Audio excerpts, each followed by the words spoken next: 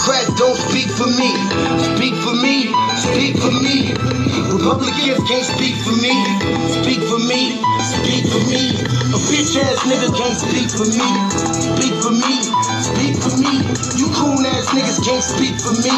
Speak for me, speak for me. Listen here, this is a fact of life. I be rapping like Nat Turner came back to life. Grab Donald Trump by the pussy, he ain't acting right. I never run from a conflict, I be glad to fight. It's a very cold world that we living in. Somebody please tell Elizabeth you're not an Indian. You just trying to con them people to get the benefit. Just another immigrant stealing from the Indians. That's some punk ass shit and that's too lame. Now we finna step over to Andrew Yang. And you a sucker, you could never speak for black folks. Fake ass candidates trying to get the black vote. The Democrats don't speak for me. Speak for me, speak for me. Republicans can't speak for me. Speak for me, speak for me. A bitch ass nigga can't speak for me. Speak for me, speak for me. You coon ass niggas can't speak for me. Speak for me, speak for me. You know your boy be high off sativa. Kamala wasn't popping, so we said bye, Felicia. She ain't had a right policy. We ain't trying to meet her. Y'all can take Biden too. Bye, we don't need her. We don't need Roland Martin or that coon Al Sharpton. Didn't need Cory Booker from the start, man.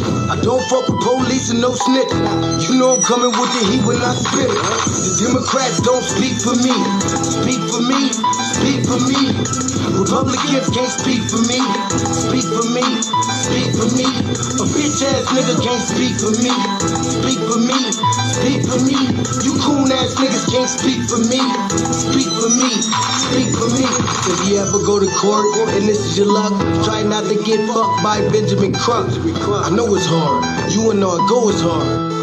But who the fuck is Amy Cloak? Put her picture up on the bullseye and start throwing darts. People cut our organs out our bodies, that's a stolen heart. They can't save us from the flood like Noah's Ark. Black lives always matter, we finna go for ours. So then we savages, we don't need to pot the piss. Mike Bloomberg can suck dick with that stop and frisk, bitch. You ain't speaking for us, we don't know you. Bernie Sanders, they get your funky ass on too. The Democrats don't speak for me. Speak for me, speak for me. Republicans can't speak for me. Speak for me, speak for me. A bitch ass nigga can't speak for me. Speak for me, speak for me. You coon ass niggas can't speak for me. Speak for me, speak for me.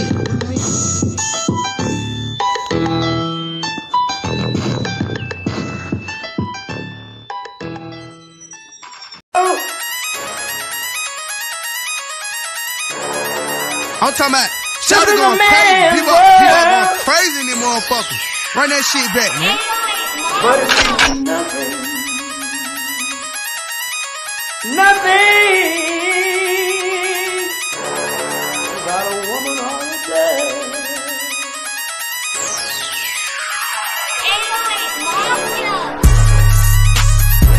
Man made the car.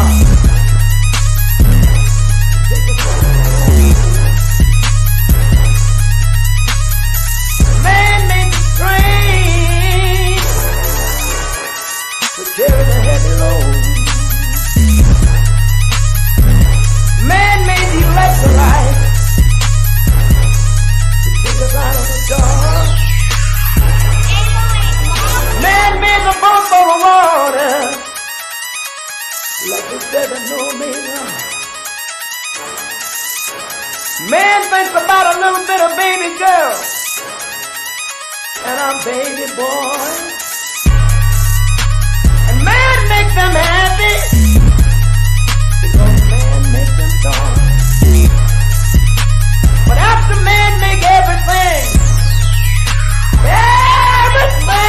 we can, do you know that man makes money?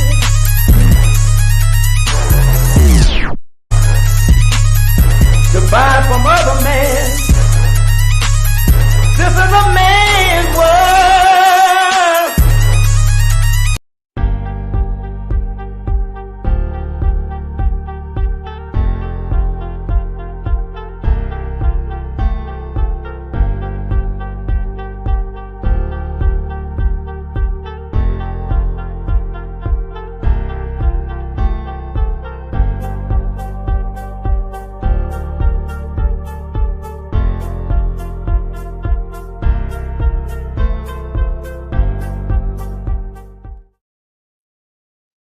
Yes, good evening, grand evening. Thank y'all for tuning in to another episode of the Frontline Black News.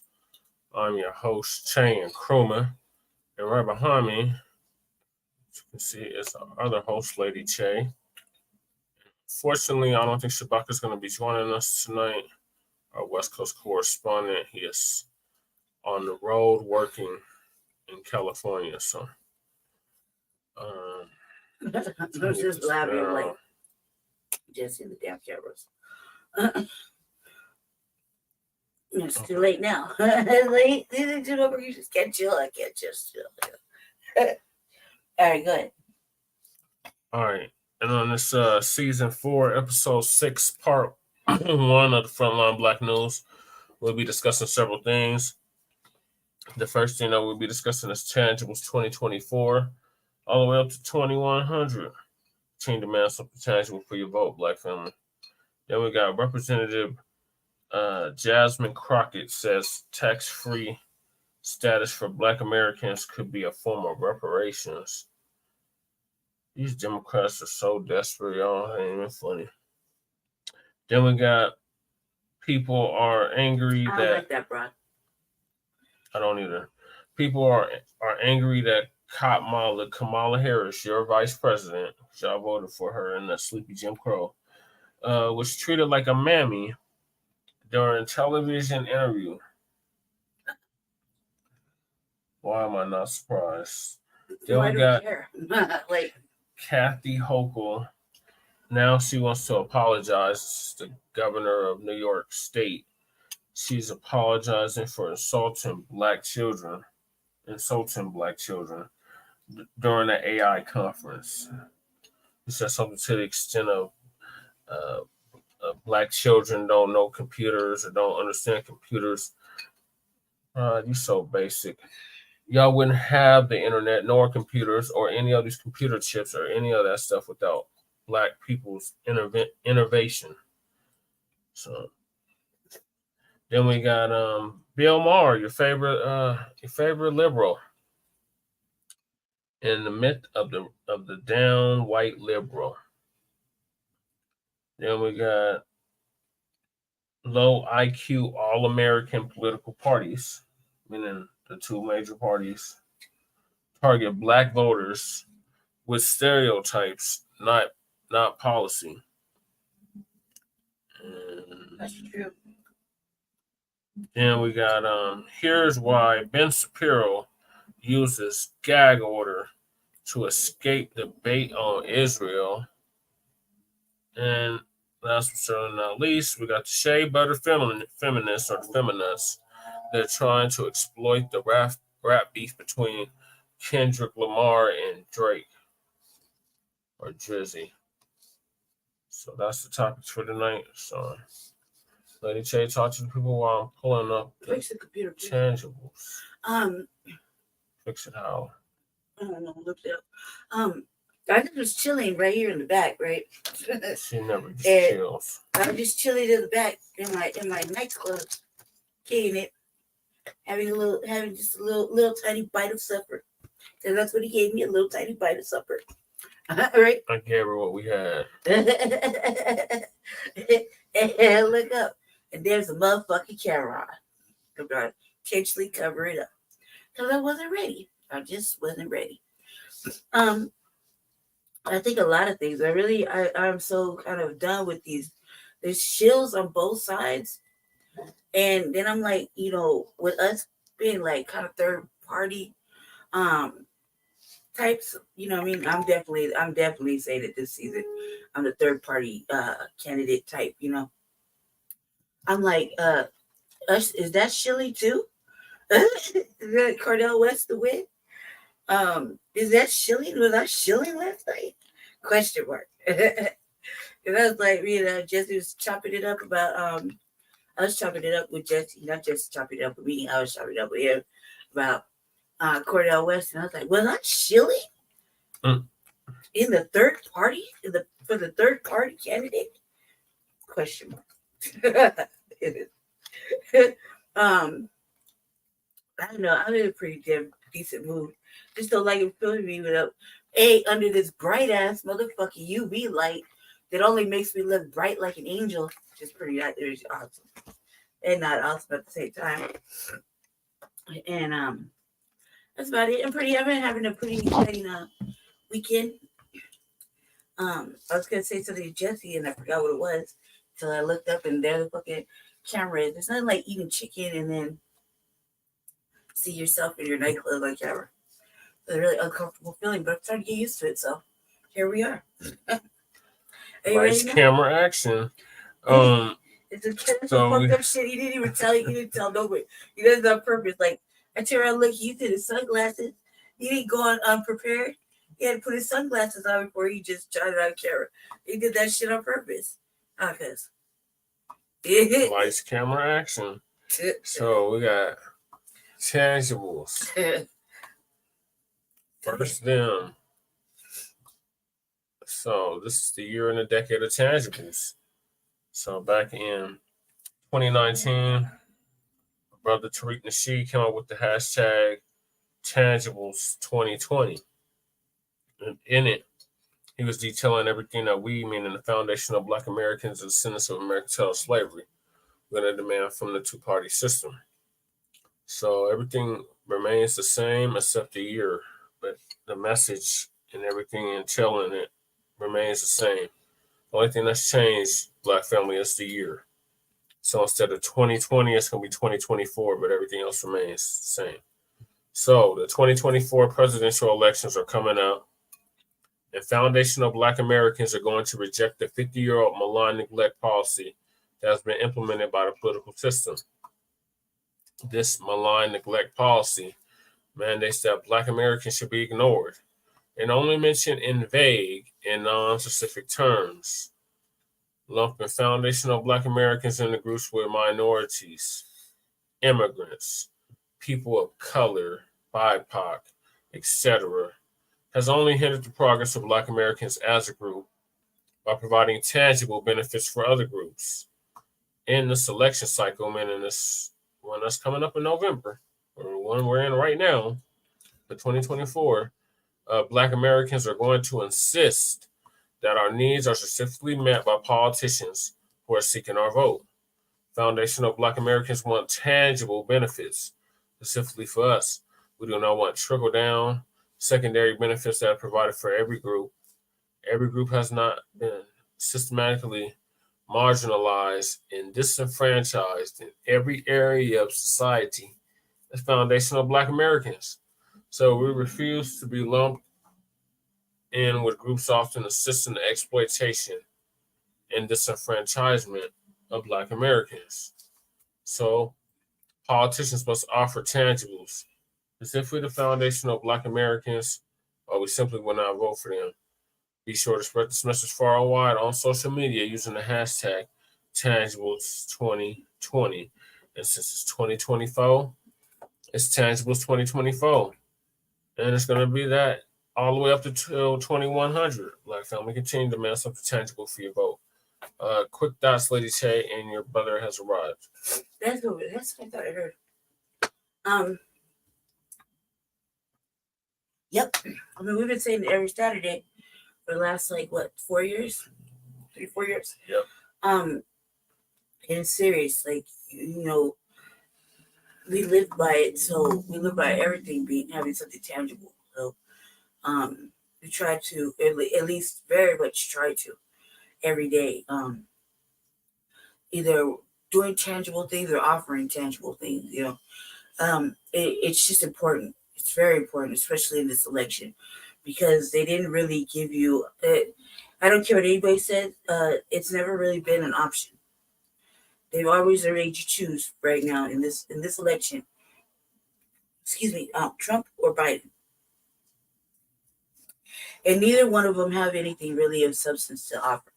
I don't know if y'all have been paying attention, but just real quick, I advise you to go check out the RVA and just roll back to the last maybe 20 minutes when I start reading about the 2025 project.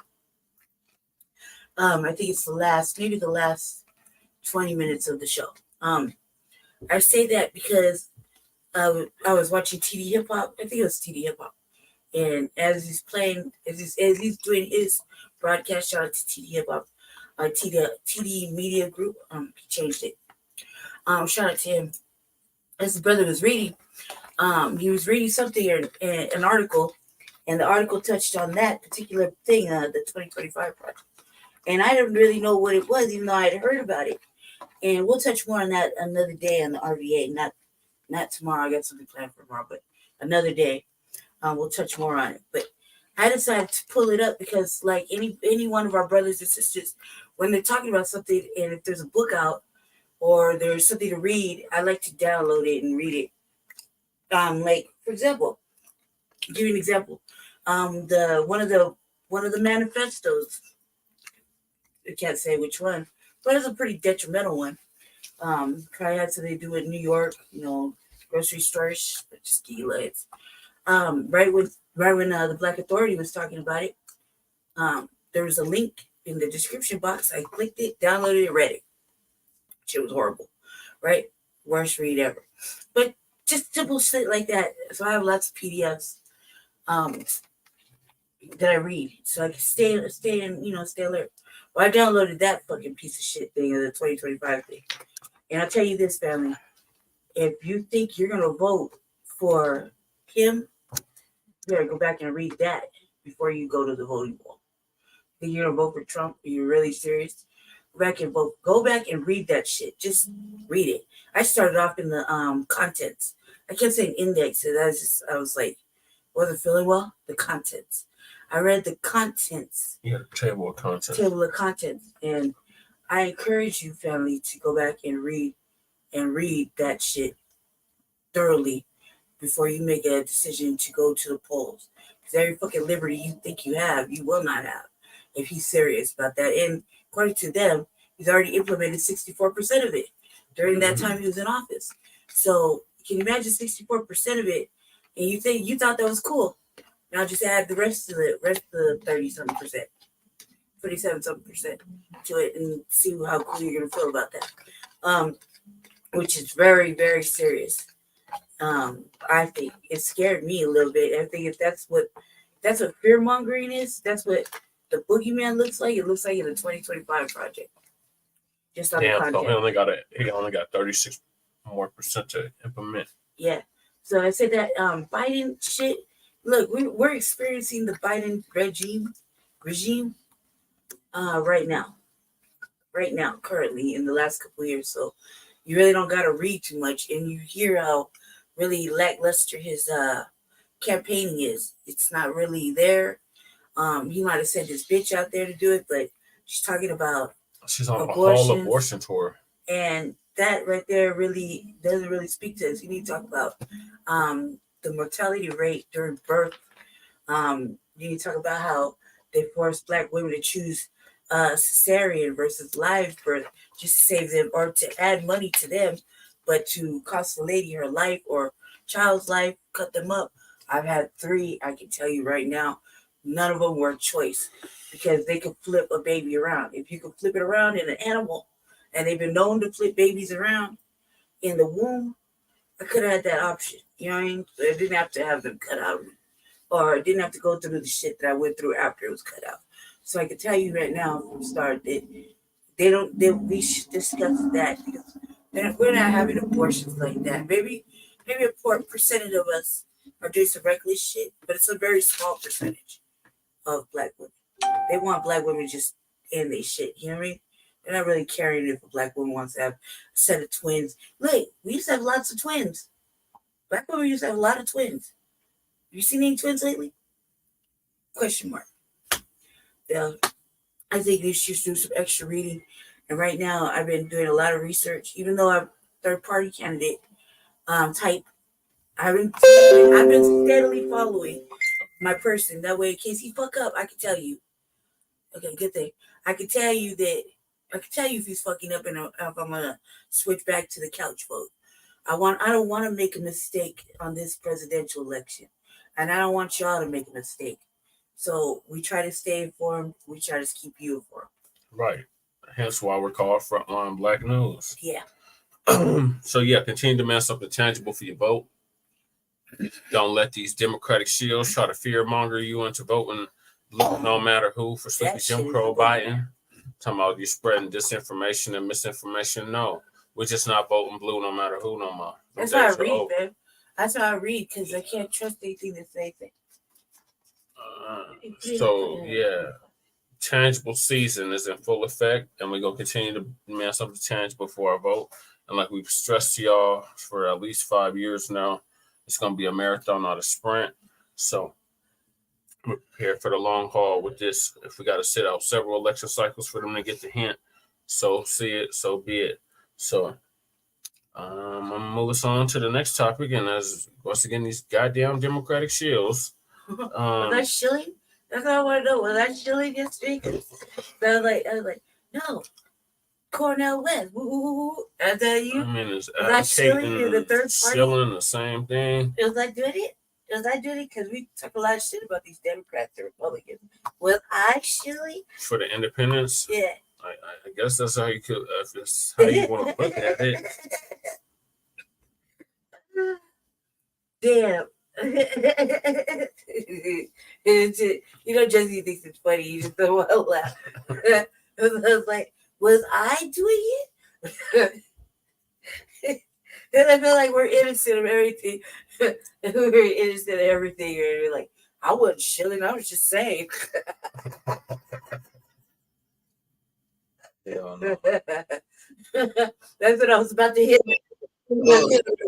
I wasn't shilling, cuz. I was just saying. It looks like that's what I was telling him. I was like, cuz. He's speaking black to us. We're not speaking black to us. Look, I'm going to count how many times he's speaking black to us. I'm like, what?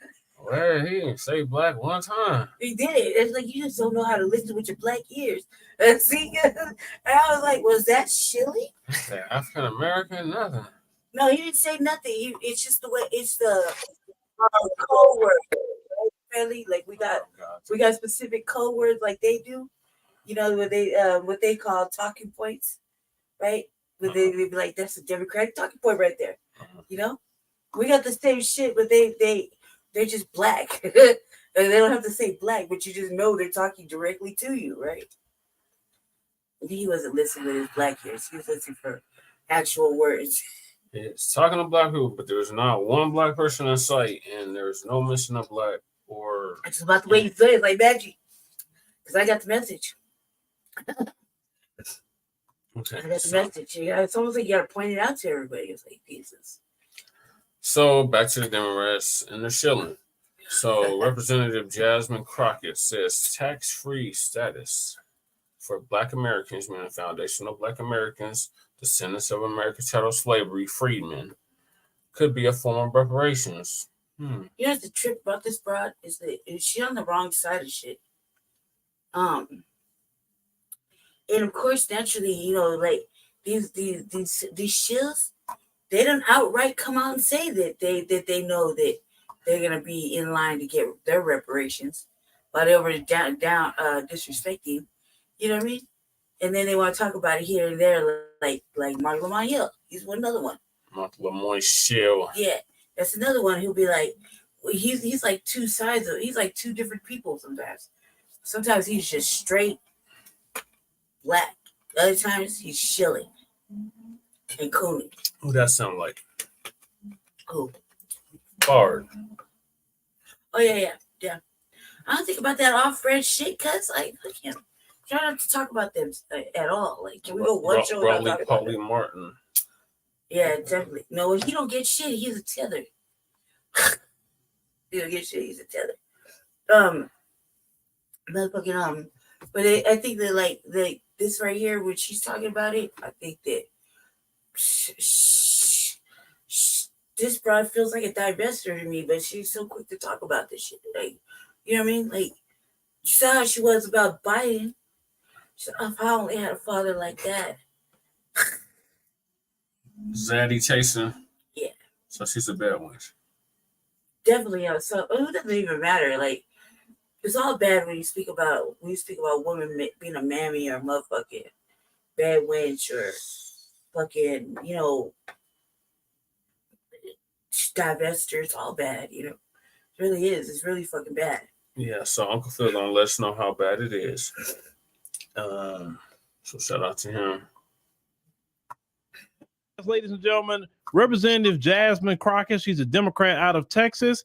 She went on the Black Lawyers podcast, and they were discussing reparations. Well, Jasmine Croccett brings up one of the suggestions they were given by a celebrity about Black Americans being tax-free as a form of reparations. But we need to discuss that. Let's go ahead and roll that clip.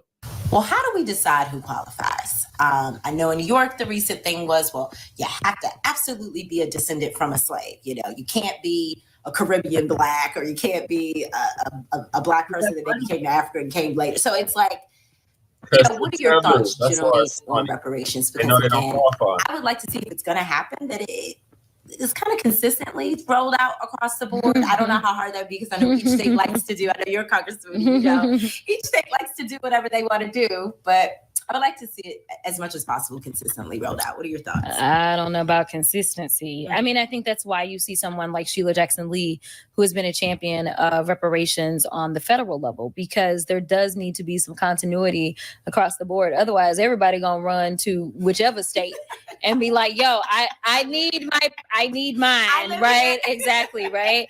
And so, you know, we don't want to see that. This is something that definitely needs to be thought through. But when you have people that aren't even willing to do the studies, aren't willing to invest to make sure that we can roll this out the right way. And I think that's where we have to start, just like anything else. We have to do the research. We have to figure out, what would this look like in cost if we did it this way, or what about us doing it this way? You know, I think just this past week I saw, I don't remember which celebrity, but it was actually a celebrity. And I was like, I don't know that that's not necessarily a bad idea, but I'd have to think through it a lot. One of the things that they propose is Black folk not have to pay taxes for a certain amount of time, because then again, that puts money back in your pocket. But at the same time, it may not be as objectionable to some people about actually giving out dollars. But obviously then you start dealing with the different tax brackets and things like that. And that's one of the reasons that, you know, we argue the reparations make sense, because so many Black folk, not only do you owe for the labor that was stolen and killed and all the other things, right? But the fact is, like, we end up being so far behind, right? And so it's like, how do you bring forth people? Exactly. And so it's like, if you do the no tax thing for people that are already, say, struggling and aren't really paying taxes in the first place, it doesn't really exactly. They may want those checks like they got. Exactly. So let's go on and talk about this. And as you see the question we have on the screen, this is what I would say, and I want to explain where I'm coming from with this. Tax-free status for Black Americans should be in addition to reparations payments. I'm gonna tell you why. You got to have cash payment reparations. If you like, they were discussing about people had got money during the time of the pandemic, and that money during the pandemic helped a lot of people. So if those payments helped a lot of people in our community, then reparations would definitely help. Now, you maximize the reparations payments by giving Black Americans, you know, a time of tax-free status. Now, if it was up to me, I say 250 years, about the amount of years we were enslaved, right? I believe there's enough immigrants in this country as came here. Everybody all over the world have immigrated to this country, and they're paying taxes. I think our tax status should be we zero out. Now, they mentioned, well, if people don't have a lot of money, how a tax status, no taxes benefit them. I'm gonna tell you why. When you don't have money, them taking taxes out your check, that hurts. What if whatever you pay? Uber Eats has Lola V products? I gotta remember that. Well, you know, they say in order to remember something, you have to paid an hour, you get that. The only thing they would take out, let's say, would be Social Security and Medicare, right? But you won't be paying federal income tax. That would be beautiful. But at the same time, you wouldn't be getting a federal income tax back either. So that would be one trade-off with that, right? But if you have no tax status and you have the payments coming in constantly, then it maximizes your dollar. And if they put in any tax you have to pay, like sales tax or any kind of tax, then at the end of the year, you file your tax with the IRS and you get all your sales tax back. Any tax you have to pay, you get it back at the tax time. That would be actually perfect. But just to say zero tax for Black Americans as a form of reparations, no, because you got to have the capital. You got to have the money. You got to have that. If we don't have the money, then it's really not reparations. It's not. Now, people keep saying that how would they do it? The same way you're doing it for the Native Americans. You got money set aside for them every year. They're tax free, right? Mm-hmm. So the same thing you're doing for those Native Americans, you should do for Black Americans. And what I would say is this: let's call it what it is. I think they have been paid long enough, don't you think? A long time they've been paid. I think they have gotten their just due. So I think that program that they had, I think they need to give that program to Black Americans. Period. And make sure we pay it up. Because see, let me tell y'all something. The reason why reparations is being discussed, it did not come from, she mentioned Sheila Jackson Lee. Sheila Jackson Lee did not start the discussion of reparations. It came from the grassroots. This conversation is going worldwide. You got world leaders discussing reparations. The president of Portugal was saying, hey, we owe some reparations. Now, the government in Portugal was saying, nah, we shouldn't have to pay no reparations. But if the president of Portugal is saying, yeah, we owe something, because the Portuguese were major slave traders, right? Then this conversation is not going away. See, the deal is for Black Americans, all you got to do is stand on business when it comes to reparations. It don't matter what them folks say. Why should I have to pay? My family didn't have a slave. Don't matter. It don't matter what your family didn't have. If you immigrated here, if your family came through Turtle Island and all of that, you've been enjoying this country that was built off of slavery. And especially if you're European, you came into a privilege. You was given homestead. You was given land. You was given all kind of things for just coming over here. Martin Luther King talked about that. That's why he said, hey, when we go to Washington, we got to get our check. That's why he said that, because everybody got to come over here from Europe as a peasant and get free land, free money, free, right? And then that's how their generational wealth got set up. Black Americans, they're getting free anything. Nope. So I don't even entertain people talking about would they not gonna pay? Why should they pay? I ain't even talking to you. You ain't nobody I need to talk to. Right. We talking about the U.S. government. If state governments want to do it, local cities want to do it, fine. But we're going to continue to point out and talk about reparations. That conversation not going nowhere, no time soon. And that conversation getting louder and louder and louder and louder and louder because it's going to come. Yeah, it's going to happen. Just like at one point in time, they said that Black Americans wouldn't get off the plantation. That happened. At one point in time, people say that Black Americans wasn't going to get out of Jim Crow. That happened. At one point in time, they were saying Black Americans wouldn't mount to anything. Well, that was a lie. So everything, they always say no to us. They always say we can't do, what we not going to get, etc. And we always get, all we have to do, brothers and sisters, is stand on our square. All we have to do is keep on keeping on. Keep on telling them, oh no, reparations gonna come. No, you owe reparations. And when you keep telling them you owe, they know they owe. That's why they don't like when we say that. They know we're owed reparations. The best thing for them to do is just go ahead and pay it. Go ahead and pay reparations and be done with it. You say you want to move on past slavery. Well, that's the best. That's the only way you're gonna move on past slavery is reparations. Until you do reparations, you're never gonna move on. We're never gonna let it go. We're not gonna stop talking about reparations, and we're gonna continue to say you're responsible, your descendants responsible, you're enjoying a privilege and wealth that came through slavery, and you owe. We're going to keep telling you that. Yeah. So if you don't want to hear that no more, pay what you owe, and then, hey, we ain't got nothing to say no more. Pay reparations in the form of cash payments and give us tax-free status. Yeah. And so we can maximize those reparations. That money going to stay in the U.S. for the most part anyway. It's going to be a stimulus for the American economy anyway, because the majority of Black Americans are not going to take their money and go to Africa somewhere. They're not. The majority of them going to stay right here. So it'd be better for the economy. It'd be better for a lot of local businesses to go ahead and pay reparations. Yeah, I'm building a bunker. The stimulus will come through Black American hands. It's just that simple. I know your anti-Black racism came fathom the thought of black folks getting something and you don't get it. But hey, think about it like this. You've been getting privilege. You've been getting generational wealth. You've been getting loans. You've been getting homes. You've been getting everything. And black Americans haven't had they just do. That's right. Well, it's time. It's time for black Americans. And black Americans, don't let that go. Don't stop talking about it. Keep screaming it from the rooftops. Screaming it on the internet. Do not let reparations go. Nope. Because we own something now, brothers and sisters. We own something. Oh, we own something. Trust me. And you know, we are getting toward the finish line of reparations a lot closer than what you think. When they discussing reparations at the UN, other countries are discussing reparations and what they have done. Oh, trust me, checks gonna start going out, and everybody, believe it or not, gonna benefit off of reparations. Even African countries gonna benefit from reparations because they owe them too. They owe the Caribbean too. Yep. So anybody should say this. Even if you are an immigrant here, you should support us getting reparations because then it's going to justify why the Caribbean should get reparations. And I support that.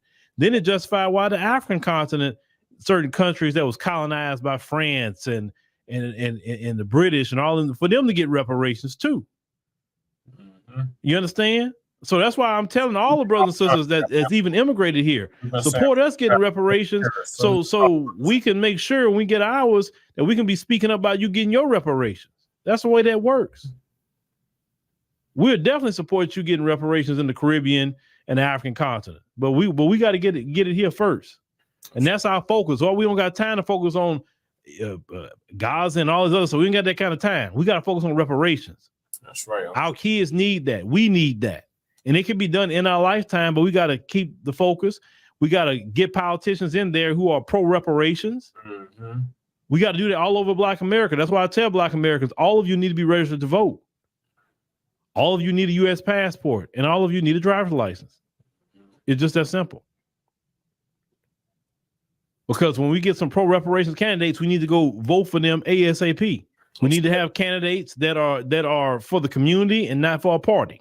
Right. Period. So reparations, we're gonna keep up the fight. We're gonna keep on speaking. Jasmine Croccett, I hear you. I hear what you're saying and all of that. I saw kind of like your attitude about it at first, but you know what, Jasmine? You're gonna have to vote for reparations, sister. Bottom line, you need to be the person in the Congressional Black Caucus saying, hey, we gotta do reparations. We gotta advocate for reparations. Or we won't ever win again. And that's the truth. If y'all Democrats want the black vote, you're gonna have to do reparations. It's just that simple because we're not playing about reparations no more. We need ours. We're watching y'all give all this money to everybody all over the world, giving all this resources to migrants and all of that in places like Chicago, places like New York.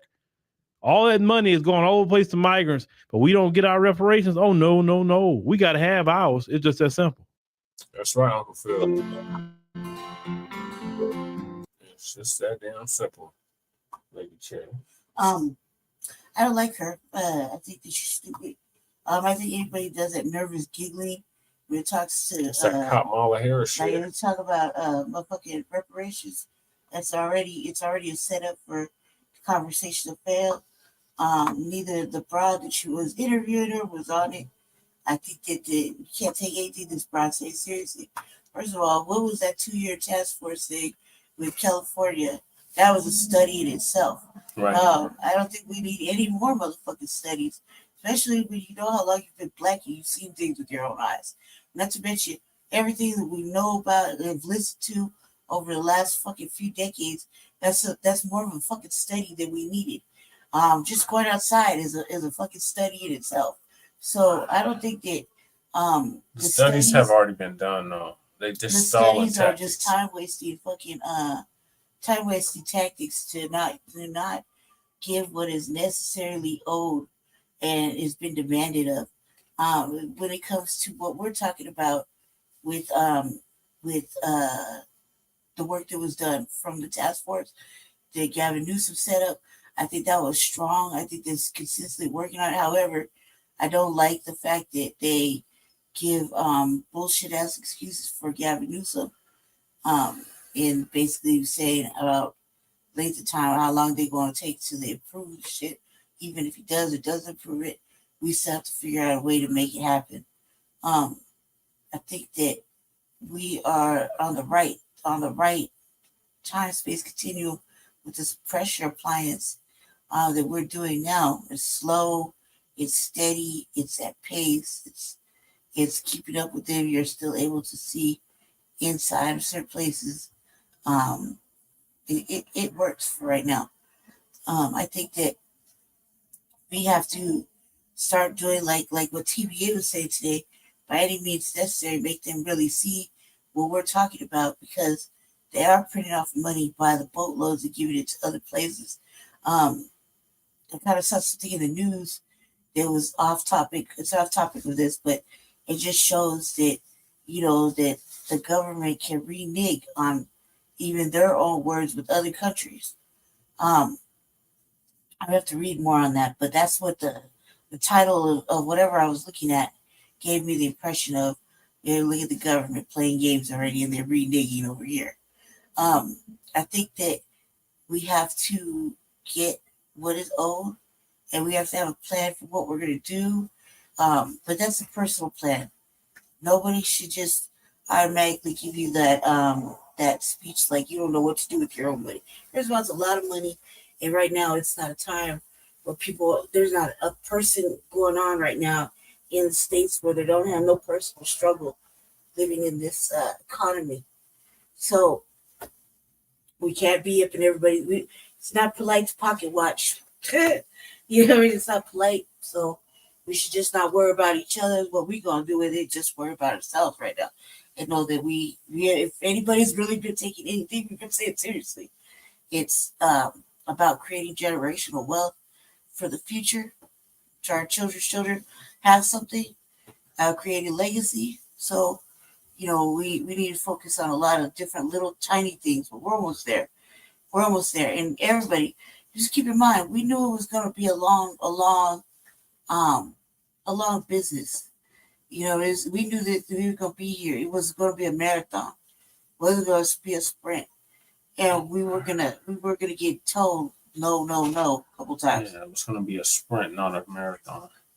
Right. Or it wasn't gonna be a sprint. It was gonna be a marathon. Yeah. So yeah. Anywho, that's what I think. I just still think that anybody, I think when they're talking about reparations and they start giggling right off top, they're not serious about it. They don't give a fuck about us like that. And they would have joined up with the Democrats or the Republicans just to bury us in bullshit, word salad, fucking bills and whatnot. That's all I have to say about that. Okay, thank you, Lady Shea. Yeah, like Lady Shea says, it's just time wasting. It's stalling tactics from the Democrats. But they still want you to go out and vote blue no matter who. So it's not happening. If you want our vote, we're going to have to do something tangible. And that's just going to be the precedent for this whole decade, going all the way up to 2100. We're going to continue to demand something tangible for a vote, and all the fear mongering, all the, you're spreading misinformation, disinformation tactics is not going to work, Democrats. Okay, thank you, Shannon. All right, so I'm going to move us on to the next topic, and that is Kamala Harris, y'all president. She was on a talk show, I want to say The View or something. One of those shows like that. It might have been Fox, something. Anyway, she was on there, and she's treated like a mammy during the interview. We always call her Cop Mammy or Cop Kamala Harris, so I'm not surprised. So people are angry that Cop Kamala was treated like a mammy during television interview. And connect with the heartbeat of the African diaspora. Download our African Diaspora News Channel app now on Google Play and Apple App Store. Stay informed with authentic and diverse perspectives, breaking news, and cultural insights. Immerse yourself in a community that celebrates unity, resilience, and progress. Experience the vibrancy of the diaspora at your fingertips. Don't miss out. Empower your perspective today. Search African Diaspora News Channel and join the conversation. I'm going to try my best to be serious. Okay. Not too long ago, Vice President Kamala Harris visited the Drew Barrymore show. Drew Barrymore has a talk show. And while she visited the show, this is part of the conversation they had. Check it out. I keep thinking in my head that we all need a mom. I've been thinking that we really all need a tremendous hug in the world right now. Yeah. But in our country, we need you to be Mamala of the country.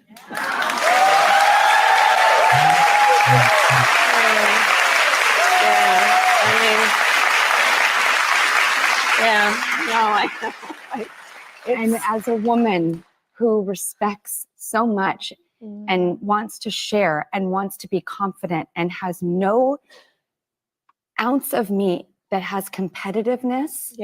When we lift each other up, we all rise. That's exactly right. So as you heard there, Drew Barrymore said to her, we need you to be Mamala of the country. You know, we all need a mom. We need a hug. And, you know, Kamala was, So now the conversation is there's a lot of sisters that are mad because they're like, how dare Drew, you know, ask her to be the mama of the country. She's not the mammy of the country. She ain't the, you know, this, that, and the other. Of course, you know, mammies come from way back in slavery where Black women were tasked with taking care of the slave master's children. And so they were often called a mammy. Nowadays, it's been turned into something very derogatory, right? It was derogatory then because, listen, there's no Black woman be wanting to care after no white people kids, but they did, right? Because they had to. But we've heard that language, mammy this, mammy that. And we've also heard Kamala Harris be called a mammy, right? Because she's doing the bidding of white supremacy, although that was not the original meaning of it back in the day. Okay.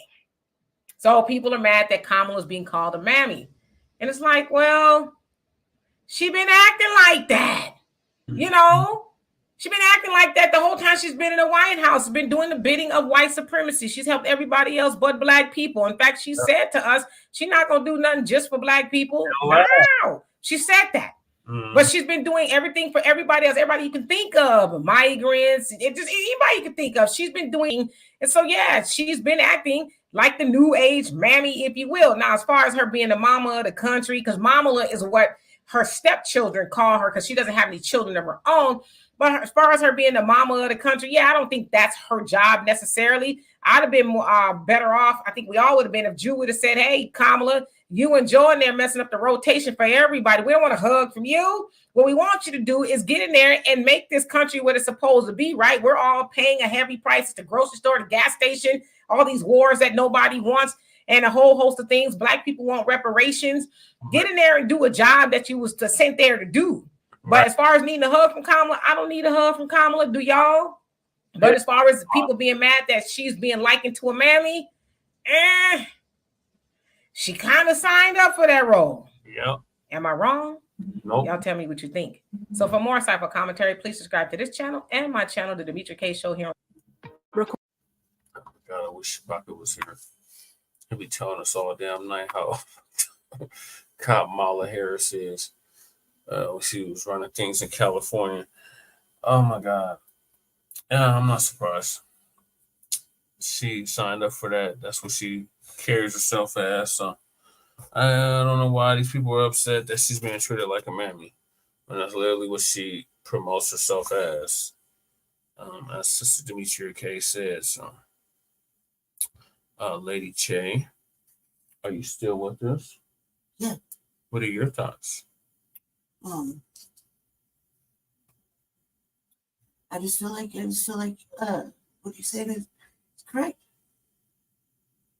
What else will say? Oh, that was Sister Demetria K. Sister Demetria K. I really feel like that. I really feel that what they're saying is correct. It's not a game. We're very serious. Right now, talking about reparations, right? Yeah. Yeah, very serious. Well, about Kamala Harris being called a mammy, people were upset about her being called a mammy. Why talk shit about it? You know, secretly deep down, it's the same motherfuckers that are saying the same shit. Fucking last year. Right. You don't change. And the year before that. And the year before that. I'm sorry, I barely hurt myself. I fell and I hurt my hip. Camera off. So yeah, I think that they're saying the same. They think that she's corny as fuck. Like, how can she not be called anything else? She is corny as fuck. She's been corny as fuck. I mean, what happened to her being the fucking border czar? Now she's an advocate for real fucking abortions and shit, which really she shouldn't be speaking on. You know what I mean? She's not relatable, not even as a woman. So, you know, no one can relate to her ass. Like, it doesn't surprise me. You know, you really can't relate to her. You can't get on the same paper where she's just talking, it's just jive, you know. So I think we should just keep that same energy that we've been feeling, because she's showing anything different that we can get behind. You know, so I'm not surprised. Surprised that it didn't happen sooner. She shows up and she shows up half-assed. So yeah. To Barrymore. Shame on you for not pressing her and asking them hard questions. Mm-hmm. But you're a white woman, so I can't expect nothing less from you. Right. So the white women care about that shit. It's not really us. We care more about the shit we care about. Nobody asking black women what they really care about. They just want to use them for their numeric value. Yeah. That's for black people in general, no matter what gender. Right. They want to use for a numerical value and then abandon us during our time of need. Mm-hmm. And we are in a state of emergency, and the Democrats just don't seem to care. But they still want you to go out and vote blue no matter who. No, I haven't voted blue no matter who in over 10 years. So the next topic is white woman related as well. And that is the governor of New York, Kathy Hochul, apologizes for insulting black children during an AI conference. Now, we covered her making those disparaging comments about black children on our last episode series. And now we're going to go over the apologies. So shout out to Lisa Cabrera. Don't let me get away with that shit. Now she's apologizing. Are you? I'm sorry. No, you're sorry you got caught. That's what that was. Mm-hmm. And don't try to blame it on AI.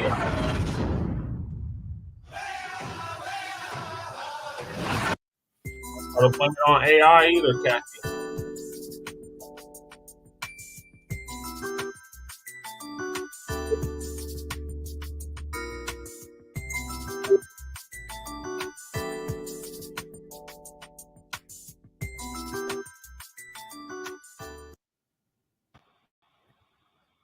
Ladies and gentlemen, this must be a special day. You know, Vlad has come out and apologized a second time. And now you got Kathy here who's coming out to apologize again, that she deeply regrets saying black children in the Bronx don't know what a computer is. Who alive on this earth and they don't know what a computer is? Even if they don't know how to use one, they certainly know computers do exist. Right. Who does not know this? I mean, I don't even know why she had to bring up black children, y'all, when she was there to discuss AI. I don't know why she felt the need to bring up black children in that conversation. Her malfunction. Made no sense. That's what happened. So let's get into this next lame ass apology, because they all are. Mm-hmm. New York governor regrets saying black kids in the Bronx don't know what a computer is. New York Governor Kathy Hochul says she regrets making an offhand remark that suggests black children in the Bronx do not know what the word computer means. Hochul, a Democrat, made the comment on Monday while being interviewed at a large business conference in California to discuss expanding economic opportunities in artificial intelligence for low-income communities. Right now, we have young Black kids growing up in the Bronx who don't even know what the word computer is. Well, the way I see it, those young kids are not going to be the ones getting AI jobs. The adults will be getting those jobs. So why not talk about the adults? The kids aren't going to get those jobs. Right. I know. They don't know. They don't know these things, Hochul said while on stage. She was at the Milken Institute Global Conference. So the remark was not addressed during the interview, and the governor went on to explain her goal to provide avenues for communities of color to access emerging artificial intelligence technologies. So, wow, that still doesn't have anything to do with children. Right.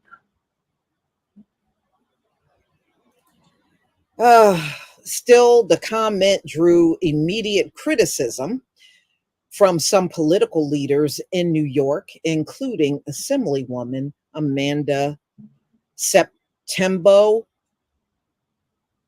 And, she said that what she said was hurtful, deeply misinformed, and genuinely appalling. So she has come out again, and I regretted it. I misspoke. I didn't mean it. The usual. It was taken out of context. It was not me. It was AI. I guess that's coming next. Yep. You already know, Lisa. Okay. So she knows she's in hot water. But y'all think about this. This is a Democrat that said this from a blue state. Yep, you're so called. And look at what she let come out of her mouth. It's true when they say the Democrats, they use their positions in all of these blue states to do us in. Yep. They do. Mm-hmm. They do. At this point, I don't see how anybody can vote for these people, but they will. They'll still sit and justify why they should vote. And I bet you if she came up for re-election, there are people in our community that would be more than happy after all of this to still go out there and vote for this woman. For real, y'all. So she once again says, of course, Black children in the Bronx know what computers are. The problem is that they too often lack access to technology needed to get on track to high-paying jobs in the industry like AI. Yeah, but who made it difficult for them, Kathy? Right. Who made it difficult for these children? Who made it difficult for them? So, I think she just needs to be quiet at this point. Right. I'm serious. You done spent 2 days wailing about this? It's time to be quiet and go do your job, which is give out money to everybody except for us. And because that seems like that's all you do for a living. And, just leave it at that. It's amazing, y'all. She moved money around so that she could give the illegals more money. She found $183 million to give to the Holocaust victims and their descendants. Mm-hmm. Right? The descendants, the ones that were not alive when the Holocaust happened. Yeah, those descendants. And when it comes down to us, she got insults for our children, and then she wants to apologize and That's it. No money for us. So y'all, please tell me what you think about this video. Please leave your comment and subscribe. Yeah, please do the same for the revolutionary agenda and Frontline Black News. I'm not surprised. I'm not surprised. I'm not surprised. This woman, since she's been in office, has been nothing but detrimental to Black New Yorkians. So there's no love for her. She's not sorry. She knows what she did. She got caught. Now she's trying to backpedal and walk it back, like so many other suspected white supremacists love to do. But if you call them racist, how dare you call me racist? Well, if it quacks like a duck, walks like a duck, 9 times out of 10, it's a goddamn duck. So the Democrats are not your friends. And I hope that y'all are really starting to realize that after all this time. Lady Shea, what are your thoughts on Kathy Hochul, governor of New York, making these disparaging comments about Black youth, not knowing what a computer is in the Bronx, and then walking it back, telling them, I apologize, that's not what I meant, blah, blah, blah.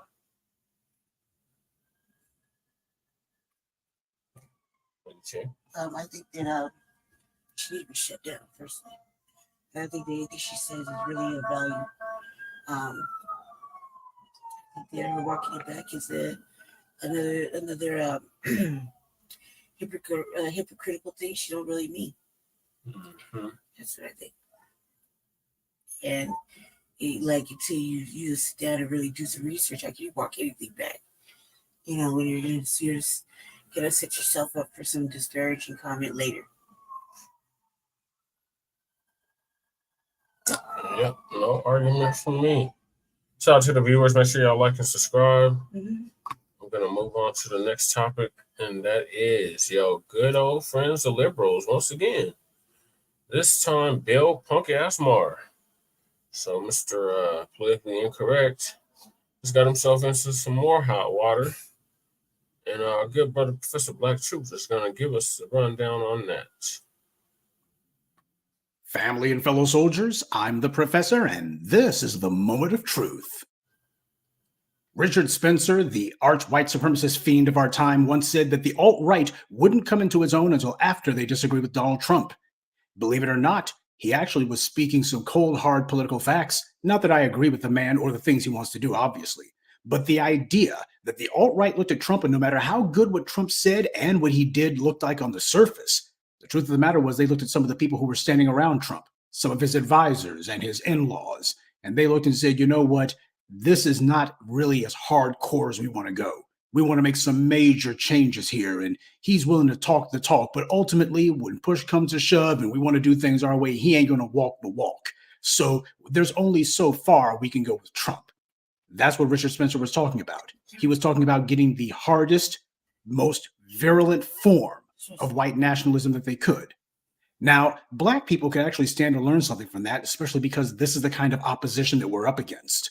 A lot of these so-called liberals who claim to be so on the side of Black America, well, just wait until you start talking about reparations. And when they start seeing reparations become a reality, they'll be the main ones shrieking against it. Oh, I used to be for civil rights. I used to be for Black Lives Matter, but I just can't do it anymore. These Negroes, they want something for free. You know, I'm a white person in America, and nobody ever did anything for us. Not the Homestead Act, not the giveaways for white GIs from World War I and World War II, and certainly making sure that Black people were kept out of any sort of economic competition through redlining and government strictures.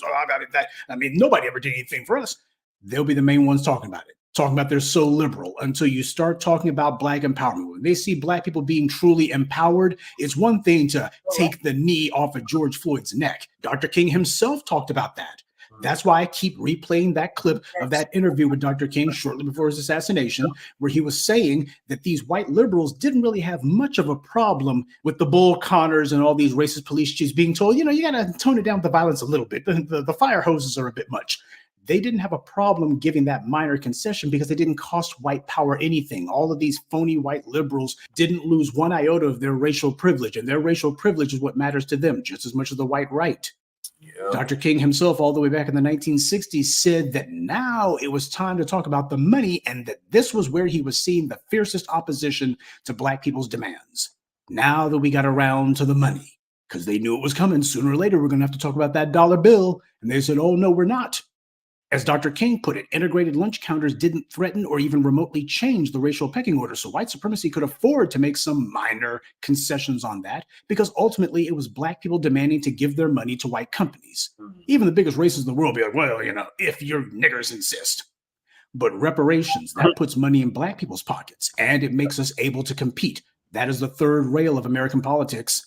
Black people being in a position to call hands, you can't allow that. And everybody's on code about that one. Groups who typically attack and malign one another. As soon as you start talking about Black people getting something, all these other groups, they come together like Voltron on that one. They're like, we can unite on this. The niggers don't get anything. We can all get behind that one. And that was where the phony colorblind white activists drew the line at, the money. They understand that they're the beneficiaries of white privilege, and they demand that that racial status quo remain frozen in place forever. But they also want to be able to look in the mirror and pretend that they're not so bad too. They didn't go ballistic for reparations for Red Indians or reparations for Japanese Americans. The U.S. has a Holocaust museum, for a Holocaust that happened in Europe, and sends billions of dollars to Israel. Nobody says boo. The roads and bridges are crumbling underneath our feet. But that's okay. We got billions of dollars to go to make sure that Benjamin Netanyahu's war machine is cherry. It's only a problem with Black people stand to benefit. You can make reparations to anybody on anything, but the second you say something about Black people, oh, forget it. Then we hear phony moralizing and all the rest of it. And this antagonism against Black people is always just under the surface. You don't have to dig deep to get to it. And that brings us to Bill Maher. Yeah, Bill the bigot Maher, who claimed to be non-religious for so many years. Oh yeah, he was big about that. I'm not really denominational. I'm not really into religion, not really. He made a pretend documentary about his ambivalence towards religion, and yet he identifies as Jewish openly. And he can best be called a one-issue voter, with his issue clearly being Israel. He spent the last 20 years ranting and raving like a lunatic about Muslims and radical Arabs being the biggest threat to America. But even after the Charlottesville riot, Bill Maher refused to admit that, as the FBI itself reported, the biggest internal national security threat to the United States aren't radicalized Muslims. It's radicalized white males who use violence to promote white supremacy. Bill Maher never addresses this issue because he's sympathetic to those radical elements. He's in favor of them. I've often said that a libertarian is merely a Republican who wants to legalize marijuana, because that's the only real difference between the libertarians and the Republicans. That's it. They are ideologically aligned, except when it comes to pot legalization. Bill Maher is a perfect example of this. He agrees with the white right on most things, except for marijuana. His first so-called show was called Politically Incorrect. And keep in mind, this was back in the 90s, okay? That phrase is used almost exclusively by the white right, specifically to describe anyone who objects to the use of the N-word. Oh, you decide to push back whenever you see some of these racists using anti-Black slurs? Well, you're just being politically correct. So that's the only real difference between a libertarian and a Republican. And now that you got these red states legalizing weed, Bill Maher finally feels free to consummate his racist relationship with conservatism. And that's a large part of why he's doing this mess. A number of people were shocked at Bill Maher's hard turn to the white right, but as many of us in the New Voices of Black media told you for many years now, Bill Maher has always been a racist. See, this is the danger in people who enjoy the so-called entertainment that the white media serves up. There's something that goes on with you psychologically whenever you turn on your television set or you turn on your iPhone or you decide you're going to fire up the Roku or whatever so you can watch this or that person. When you invite somebody into your home or into your life on a regular basis, even if it's just entertainment, then what happens is you start to want to like that person, even if you shouldn't. Entertainment is largely ritualistic in nature. That's where it gets its power from. As human beings, we're creatures of habit. And if you make overlooking racism into a habit, then before long, you're going to start letting all kinds of foul stuff slide. And many of you have. You get angry at me pointing out how these TV shows and so-called comedies, in particular, Black people have a real weak mind when it comes to comedy. I guess it's because we've been put in such excruciating agony living under white supremacy. We're using comedy as a way to anesthetize ourselves. And that's why Black folks, they'll get a little bit miffed if you talk about dramas. Dramas usually have some sort of weighty issue at the core of it. It requires you to think. So Black folks aren't really into dramas that much. But comedy, oh yeah, that's the third rail of Black intellectual discourse. I put intellectual in quotes. You go ahead and say something about somebody's favorite comedy. You gonna stop talking about my good times. You gonna stop talking about my Abbott Elementary. That's what happens. You get angry at me pointing out how these TV shows promote and teach anti-Black racism, but you're not bothered by the actual anti-Black propaganda that I'm calling out. This is desensitization. That's the purpose that entertainment serves under the white media. This is why so many racists say it's just a movie or it's just a joke, because they know that enough of us will go right along with it. But that doesn't change what it is. Right. Bill Maher doesn't like Black people, and he never did. The only Black people that he was willing to pretend that he didn't hate were the hood rats he was having gutter sex with, like Corrine Steffens, and the dusty Black men that he would smoke weed with. There's always a few potheads who are willing to hang out with you. They can get some free blunts. And he didn't start going full right-wing nut until after he was challenged by Black people on all of the low-key and openly racist stuff that he would say. And I noticed that Jerry Seinfeld has taken a hangout with Bill Maher. Now, you'll recall that a few years back, there was an infamous roundtable fiasco where Louis C.K., Ricky Gervais, Chris Rock, and Jerry Seinfeld were sitting around shooting the breeze. Chris Rock went full buck dancing Sambo, and he told these white men that he didn't think the N-word was a big deal at all. And then just to prove what a good little suck-up he is, he called Louis C.K., a white Hispanic, the, quote, blackest white guy I know. And just to leave no doubt about his self-hate, Chris Rock clarified exactly what he meant by blackest white guy I know. Quote, all the negative things we think about Black people, this F word here. So when Chris Rock says someone is Black, he means that as a negative. And Louis C.K. picked right up on it. He followed up on Chris Rock's dig at the Black community. He recognized exactly what Chris Rock was doing, giving him an opening, and he took it, saying, you're saying I'm a nigger? Now, Chris Rock had not used that word, but that's exactly where Louis C.K. went with it immediately, because he correctly picked up on exactly what Chris Rock was intimating at. Not that he was really intimating, he was just coming out and saying it. When I say Black stuff, we're talking about something negative. And of course, a lot of these little racists, they've heard Chris Rock's little routine about niggers and Black folks. Every one of these little racists has heard it. So to them, that's a guilty pleasure for them. Ricky Gervais also joined in with the racial slurs. See, this is these white racists' sick idea of humor. These are the people who make the entertainment that so many of you are addicted to and can't do without. And you'll attack me if I dare to so much as disparage it. Lets you know what Negroes think is important to them. Now, the reason that I bring this up is because a number of people noted that there was one person at that little table who refused to join in with the fun. Jerry Seinfeld, who was sitting right there while all this was going on. He was asked about it, and he said he doesn't use the N-word, that he hadn't found any humor in it, and he doesn't look for any humor in it. Now, people gave Seinfeld moral credit for that. After all, he was in a room with a bunch of other guys doing this mess. He could have easily gone along with it, but he didn't. Though I got to tell you, a lot of people were giving him a pat on the back, and to me, I'm like, hold on, now you're doing a little bit too much. You see, to me, these moral stands from certain people don't mean much. There's some people in the entertainment business whose entire shtick, whose gimmick, is to be edgy and transgressive and outrageous. That's where the Louis C.K.'s and the Ricky Gervaises come in. The gutter trash of the industry. Louis C.K. does pedophile jokes, for God's sake. But then there's other people in the business whose entire brand is to not be those things. The guys who are on regular network television like Seinfeld, Jay Leno, Conan O'Brien, David Letterman, Jon Stewart, you get the idea. They don't do things like that, at least not on camera. That's because they have an image to protect. They have a brand to protect.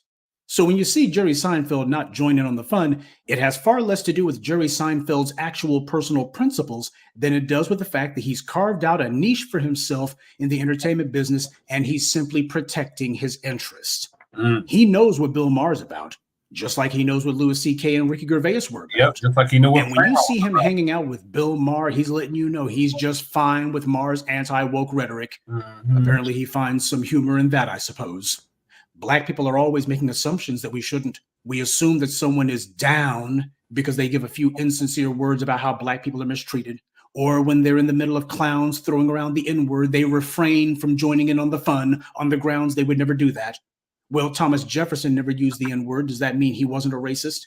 David Duke's never been caught using the N-word. Does that mean he's down too? Of course not. We see right through these fakers, frauds, and phonies. Oh, we got They're not fooling anyone. Or am I to believe that Jerry Seinfeld was not aware that Bill Maher apologized, quote unquote, for his use of the N-word? Black people wouldn't let the Bill Mahers of the world hide behind their so-called black friends, because that's what they always do. They claim that some unnamed black person, who's never around, mind you, told them that it's okay for them to do the racist stuff that they do. And when the black masses come down on them like the wrath of God, the Bill Mahers turn right around and say, everyone's too sensitive. Everybody's politically correct. There's an old saying, adversity doesn't build character. It reveals it. If someone tries to claim that they're so understanding in comparison to everybody else, challenge them on what they claim to believe. Tell them the things that they've said are not okay, and then watch them drop all pretense that they were ever any different than the white right. Bill Maher echoes every talking point from trash like Christopher Rufo and Ed Blum, but then again, he's merely being open and honest about what he's always believed.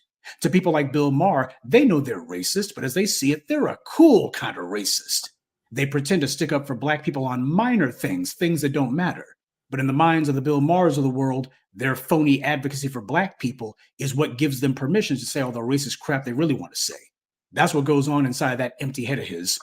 He's buying himself a couple of tokens to be able to say the N-word and trade in anti-black stereotypes because he said, well, black people are getting the brakes beat off them by the police. You got to admit that happens. Oh, that's worth about 2 or 3 N-words and a couple of little jokes about hood rats and black men and weed. And when black people pushed back and told him that that won't be allowed, when they told him that his tokens were revoked, he felt not just embarrassed, he felt indignant. Black people are not supposed to disagree with him and certainly not supposed to talk back. The racists that Bill Maher has embraced, they do all the things that he wishes he could do, but since he can't, he does the next best thing and he cheers on those people who do. He defends them. He thinks he's getting even with black people who dare to disagree with him and spoil his fun. But he will get worse before it's all over. Make no mistake, he can get a lot worse. Mark my words. At some point, Bill Maher is going to start talking full-blown black people are inherently inferior to white people stuff. Before it's all over, he's going to do that. It's going to happen. You heard it here first. Now, he may not necessarily state it exactly like that, but at some point, yeah, he's going to decide to go full-blown white supremacist. He's going to decide that he's going to speak his mind and not beat around the bush. There's been a number of these old white entertainers who have done stuff like that. Kevin Sorbo, James Woods, and others, Dean Cain. Yeah, whenever their career is on the rocks or their career is over, the phone stopped ringing and they know it ain't going to start ringing again. That's when they feel like, well, I got nothing to lose. My career is basically over. Might as well go ahead and say all this stuff that I pretended not to think all these years. Hell, even the people who the phone's still ringing for, like Mel Gibson, they've gone ahead and done that. And then afterwards, I can promise you, Bill Maher will give the same phony apology the rest of them do. But of course, in due time, he'll go right back to the same old rhetoric. And he's being allowed to do this. You've had network executives who give this guy money. They've been keeping this guy on the air in spite of what he's been doing. No, because of what he's doing. Because when Bill Maher gets out there and sells the soap of anti-black racism, you got all of these racist white executives, you know, the ones who didn't get put out by Me Too, but a lot of them who did. They actually agree with that.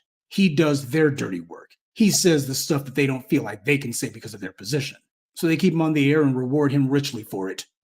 But the sorry Negroes who have gone on his show and guffawed and yucked it up with him, they're just as much to blame. The Michael Eric Dysons who are merely playing the game as they see it, willing to do anything to get some face time on TV, because in reality, they simply want to promote their books or their speaking fees for their inane lectures. So that's the reason why getting on television is important.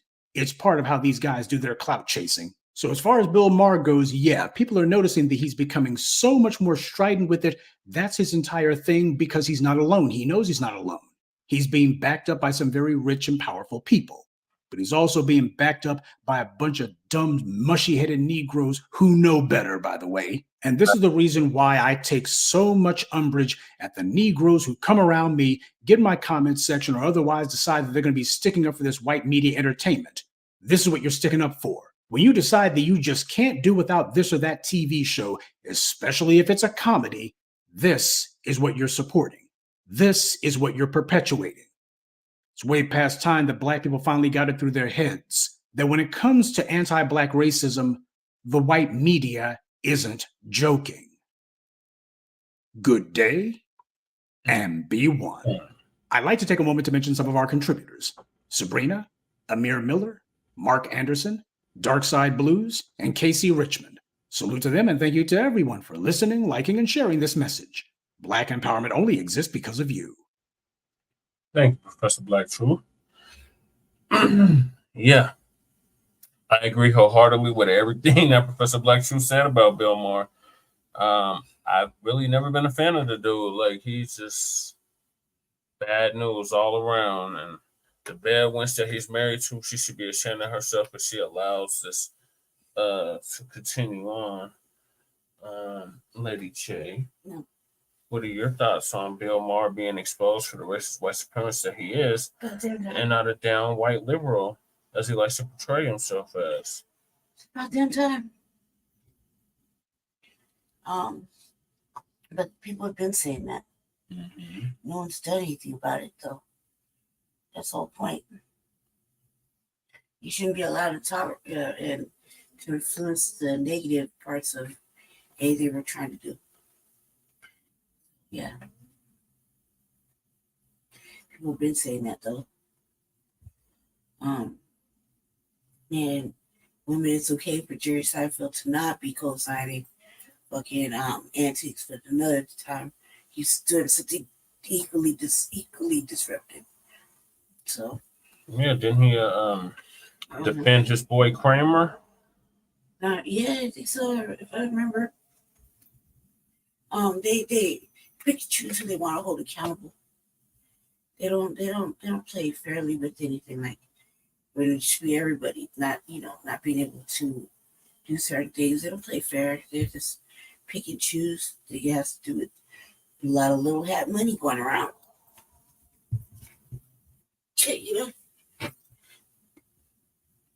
Yeah, so what about this myth of the down white liberal? That exists. I mean, they're not liberal. They're just on their own rules. And at the end of the day, they're gonna have to pick, and they're gonna get with whatever makes them happy. And really, nobody is happy with Black people getting anything that they need or want. They want to keep them oppressed. And so that's what they're gonna do. They're gonna keep them oppressed. They're gonna keep them in suffrage, and that makes them happy. And so we can figure out a way to change that. Constantly be looking at them this way. All right, yeah. So, yeah.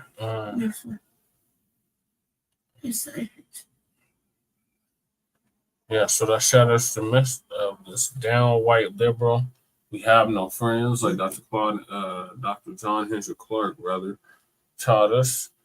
And that's still in full effect in 2024. So, no matter how down you think your white friendly is, as a liberal or even a conservative or whatever, just know that they're on code. They're going to get on code with racism and white supremacy. And when that time rears its ugly head, so don't be surprised when it does. And keep your heads on swivel at all times. You really want the white liberal to be on our side, being anti-Black, knowing that there's still kind of anti-Black period, that this to get on our page to really help with. You really want that? You really want to see that? I don't. It's just like the Black Lives Matter people showed up, got a t-shirt, rocked it with them, and then they thought they were doing something. You know? Those the same ones that are called the police on you for knocking on their door. Yeah. Or get on next door and say, oh, there's somebody suspicious in the neighborhood. Yeah, those same ones. All right, so moving along. We're going to get to the low IQ all-American political parties target Black voters with stereotypes, not policy. So shout out to Rob, Black Light Revelations. He's going to give us the update on that.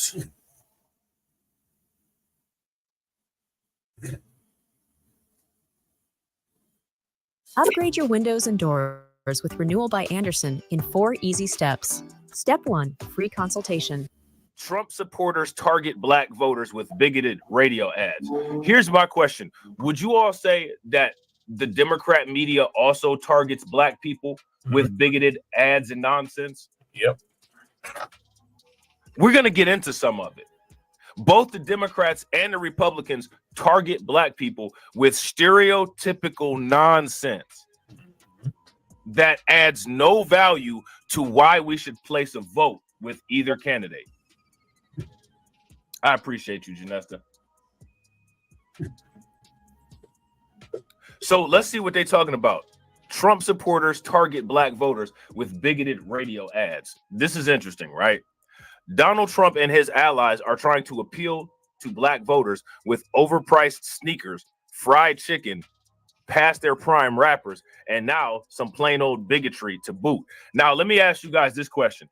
What is the difference between that and the Democratic Party? Here's one thing about the Democratic Party. The Democratic Party encourages misandry towards black men and literally makes no effort to appeal to the needs of black men, which we should understand is the normal status quo anyway, because both parties are part of the uniparty, which is called WS. Yep. So it's funny how the Democrats are outraged about this, right? They're literally outraged about this while Hillary Clinton went on the Breakfast Club with a bottle of Red Hot, and that's supposed to be the reason why people would vote for her. You know what I'm saying? Bill Clinton went on Arsenio Hall playing the saxophone, and that's the reason why people are supposed to vote for him. You know what I'm saying? Shout out to Black Spider. Make sure y'all show Black Spider some love for standing on business. I'm standing on business. I'm standing on business. I'm standing on business. Standing on business. Silence. Silence. I ain't got no money, pop. Shout out to Black Spider. Make sure y'all show her some love. Throw some flames, some radiation emoji, and some ducks in the chat. Definitely appreciate it. Yeah, so we got to figure this out.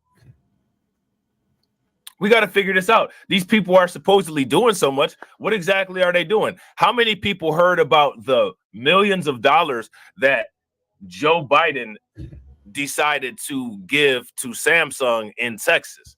Let me ask you guys this question. Who's benefiting from that? On this. Who's benefiting from that? Billions of dollars. Shout out to Janessa. Janessa said, I ain't gonna lie, I do like that saxophone now. I ain't gonna lie, I do like that saxophone now. I ain't mad at it, man. I ain't mad at it. So now here it says, in recent months, Trump allied groups. Now here's the thing, right? This is what I want y'all to do. In the comment section and people watching the video on the replay, everything that they're complaining about in this article, name me something that Democrats have done that mirrors this. I mean, this is literally coming from the party that created no voting, no vucking. And they outraged about some fried chicken. Get your booty to the polls. They outraged about some fried chicken? For real? You see what I'm saying? Past their prime rappers? Seriously? Almost all the Democrat shill rappers are past their prime. Right. You know what I'm saying? Puffy is a Democrat shill. He's past his prime. Jay-Z, Democrat shill, past his prime. I mean, are we serious here?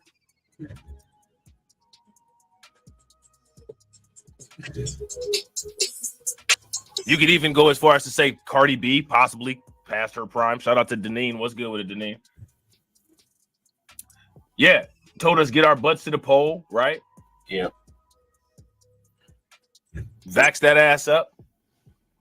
What else did they say? But now it's not fair game that the Republicans are using the same playbook. If you ask me, this is enough for people to say we shouldn't be dealing with either one of these parties. Right. Either one of these parties. Because again, what disparities do any of these type of campaigns address? No. How is any of this stuff going to improve anybody going into 2025? That's the question. See, that's got to be the question all the time. Yeah, facts. You know what I'm saying? Shout out to Deneen. If you don't vote for Biden, you ain't black. You know what I'm saying? As if he's qualified to make that determination. You ain't black. Vote for his ass in 2020, and we not voting for him now. Yeah. So again, these are the very people that sit there and say that we're race obsessed when you literally got a old white man sitting there trying to qualify people on their blackness based on whether he gets voted for or not. Yeah, Shorty Plies always cooling for Joe Biden. Shorty, y'all don't vote for Biden. I don't know what's wrong with you. You know what I'm saying? Ply sitting there sounding like the biggest beta male in the world. Shorty, I don't know why you wouldn't vote for Biden. I mean, seriously, you gonna vote for Trump out there? Idiots! I'm surrounded by incompetent idiots! I've got morons on my team!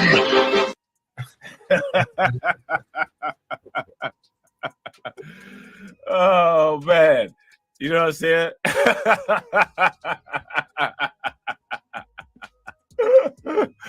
Oh, man.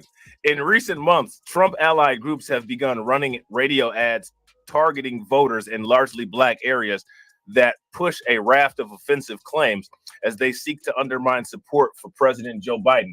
Now, let me ask you guys this question. What has President Joe Biden done that has been largely offensive towards black people? Everything.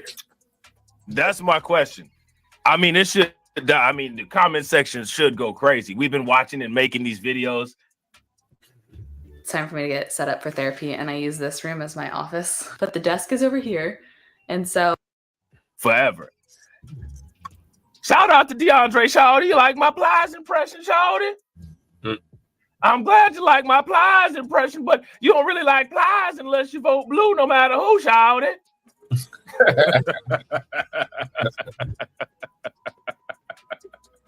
Y'all don't like Plies unless you get your butt to the poll and vote blue. Y'all heard?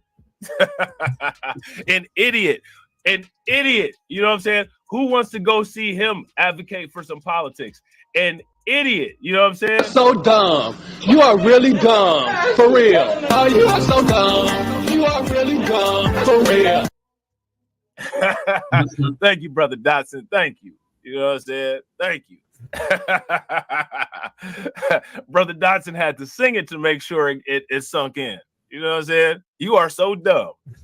Now look at this. These ads were highlighted by sports journalist Jemele Hill over the weekend. Why? Again, do you all notice who are the political pundits of any credibility that any of these quote unquote news outlets ever quote? There's a reason why they don't quote any influential quote unquote political pundits. Why is that? See, we got to ask that question because that's an important question to ask. And real quick, shout out to everybody that's watching. And I appreciate y'all. If you guys haven't smashed that like button yet, please take a moment, smash that like button. Same thing for front. Also, if you guys haven't hit the bell, please take a moment, hit that bell, and share the stream to your social media. All right. We got 37 people watching and we got 32 likes. Let's try to get the likes to 50. Here watching. Let's get them likes up. So here's my question. What's everybody's feelings about Jemele Hill? You guys love Jemele Hill, right? She's everybody's favorite, right? She be speaking that truth. She be speaking that truth, don't she? These ads were highlighted by sports journalist Jemele Hill. Now, let me ask you guys this. Who, when it comes to other people in the mainstream media, who outside of politics do they get to be the expert on political matters? That's the question. That's the question. Who do they get? Who do they get? Now, here's the thing, right? We got to ask this question. And the reason why we got to ask this question is because it shows the way that the mainstream media, it clearly has an agenda to treat us in a very different way than they treat other people. Would you guys agree? If you guys agree, give me a thumbs up. If you guys disagree, give me a thumbs down. Because again, the mainstream media does not do this for other groups of people, which tells you something about the campaign in place with dealing with us. Okay?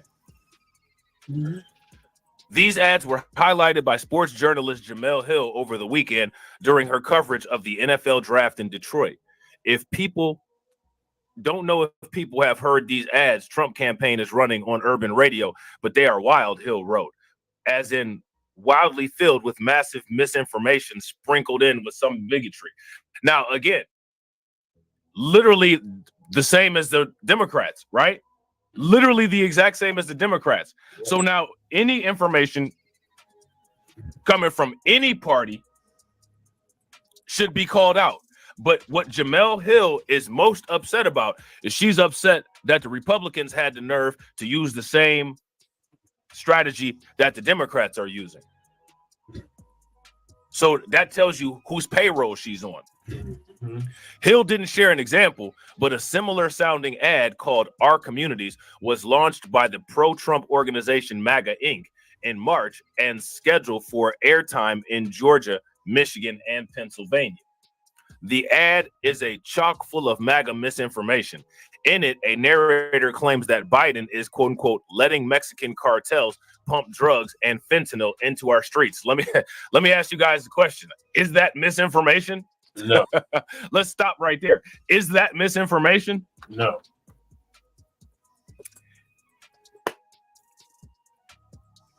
It's arguable that that's a point of debate. Would you guys agree? Shout out to Deneen. Yeah, I gotta agree. And shout out to Janesta. Both parties are insane. Facts.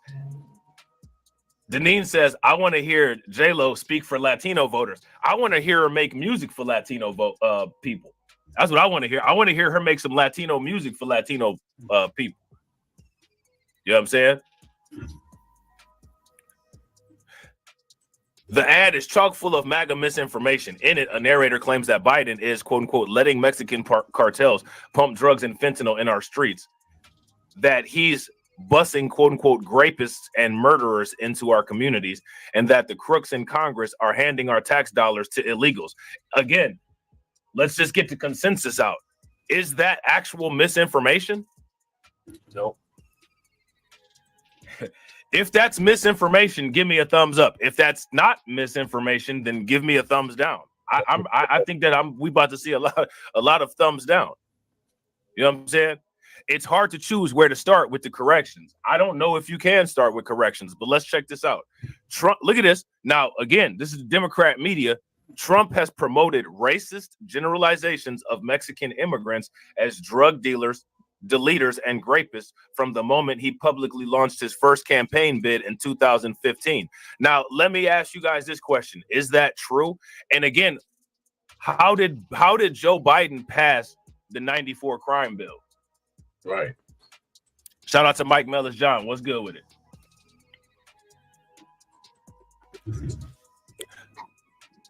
So let me ask you all this. Is another form of misinformation attempting to point out the negatives of one side while being silent on the other side doing the same thing?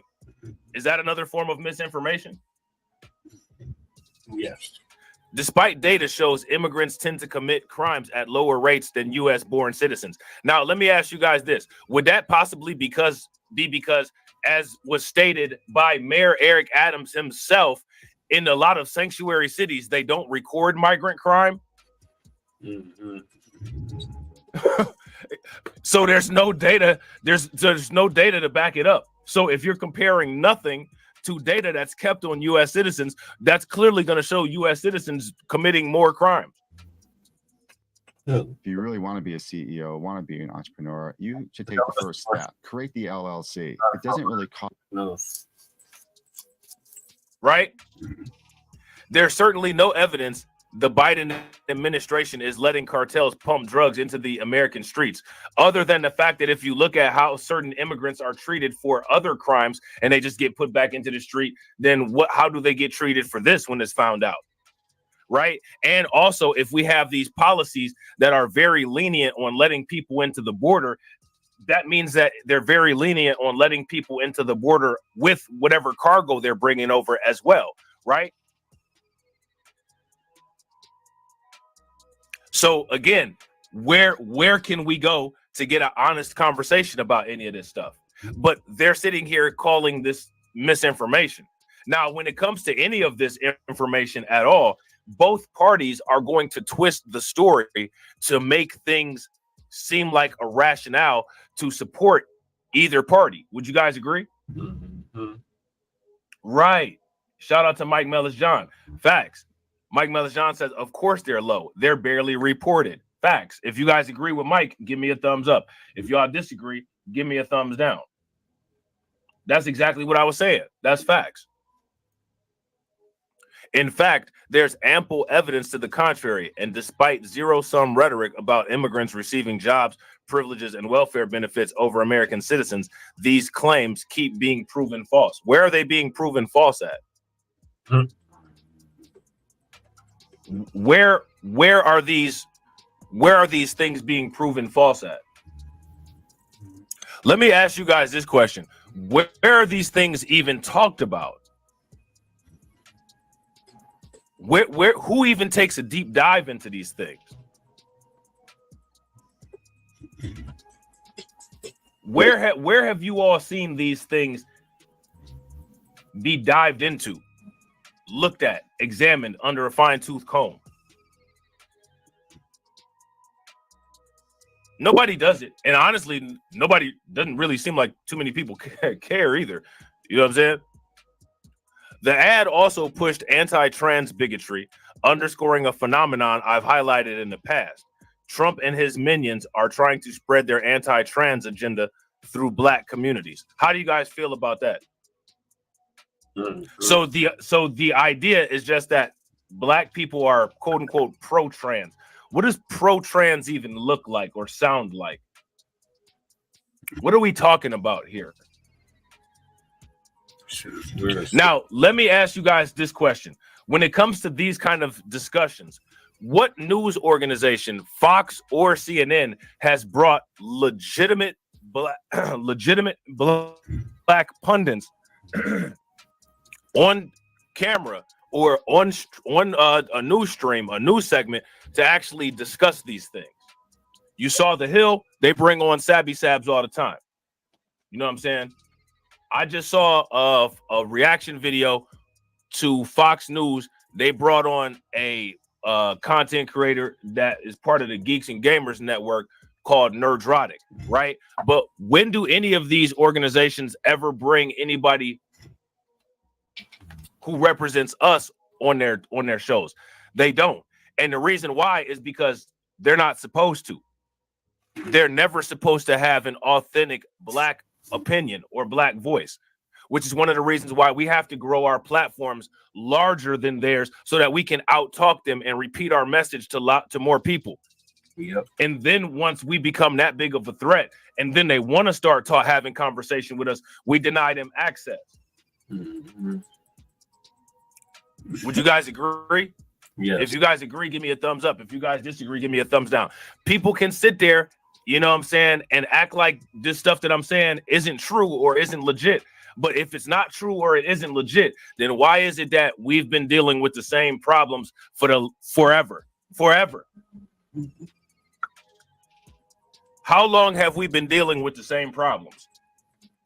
True. The reason why is because it's easy to scramble communications if you have people that don't actually represent the interests of people go on TV and take up time on a segment and give the public perception of a false narrative. So if you ask me, anytime, and I gotta agree. Shout out to P. Burley. P. Burley says Sabby Sabs is mainly focused on Palestine, not her fellow Black Americans. Facts. If you guys agree with P. Burley, give me a thumbs up. If y'all disagree, give me a thumbs down. Big facts. And here's my thing, right?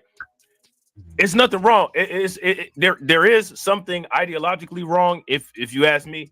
But again, this is America. It's a free country. So she's free to do that, right? However, it's a problem when her politics lead her to do that. And then she gets on the Hill and is acting like she's the Black outreach person. You're not the Black outreach person. You're a Democrat. Mm-hmm. You know what I'm saying? Which again, as long as you're honest about that, that's fine. But that's what you should be talking about. Don't go on the Hill and try to talk to the Hill about what Black people are doing when you're all about Palestine more so. You're not part of the grassroots. Yeah, she had Yvette Carnell on there yesterday. I saw that she had Yvette Carnell on there. You know what I'm saying? Now, my thing is that she should offer more of a platform to people like Yvette Carnell. She should have Tariq on there. She should have TBA on there. You know what I'm saying? Like actual Black Roots pundits. She should have TD on there. Shit. TD getting close to 100,000 subs. You know what I'm saying? She need to have him on there. But what you guys will see is that these kind of people will make an effort to block people out. They try to block people out. Are you a martial arts school owner or manager, tirelessly juggling multiple tools to run your business? Now that's actually doing outreach. Have Philip Scott on there. I always forget about Philip Scott. Yeah, Uncle Phil. Yeah. You know what I'm saying? Have him on there. Torian. You know what I'm saying? Now, here's my question. Why do you all think that they avoid people like that? Can you guys tell there's a concerted effort to avoid people like that? Why is there a concerted effort to avoid people like that? You know, it's wild when it comes to like the conservative space, wannabe conservatives and grifters, even liberals and Democrats. You know, a lot of those people, they attack people like us for no reason. I mean, what you sitting up there attacking us for? Right. You know what I'm saying? When they talk about disinformation and misinformation, they're talking about channels like mine. This is disinformation. Are you serious? Show me some there's people in here that's been watching me for a very long time. Yep. Where's some disinformation at on my channel? Show me. When it comes to any topic that I talk about, crypto, red pill critique, politics, where's some disinformation and some misinformation at? Immigration, where? What have I said that's been blatantly false? Where people have said, yeah, Rob is just lying about this. Where's it at? It doesn't exist. Where's it at? These political pundits will sit there and say that people are coming with misinformation and disinformation simply because we have a YouTube channel and we don't work for a network. Yet they'll never show anything that is misinformation or disinformation that's come from our channels. What is the misinformation? What is the disinformation? Right.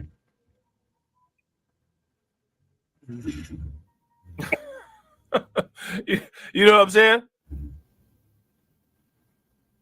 Somebody make it make sense. And this is why I say, you know, if I ever get big enough to where one of these you know, organizations will notice me, if they call my platform misinformation, we're suing them. Yep. You know what I'm saying? We're suing them. We're gonna drag them through the mud until they drown. Theoretically. YouTube manual reviewer. Shout out to Moxie approved. You know what I'm saying? The narrator claims Trump will protect our daughters' sports teams from men competing against women and stop the sexualization of children. I think that this is something that people are validly concerned about. Would you guys agree? Yes.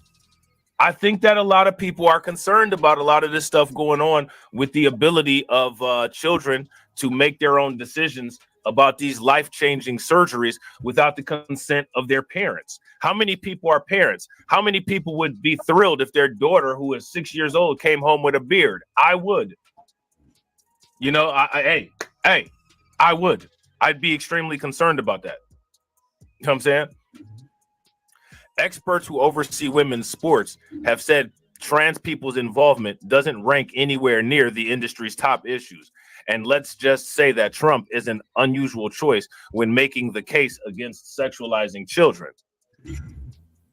The ad is an obvious attempt to indoctrinate Black voters with a MAGA worldview, but it was so packed with bigoted propaganda, it felt like it needed a disclaimer at the end, like a prescription drug ad. Perhaps a fast-talking narrator at the end could note that side effects of electing Trump include attacks on Black election workers, installation of judges who've gutted Black voting rights. And again, what is this? Gutted Black voting rights. Let me ask you guys a question. How many of you all have been turned away from voting?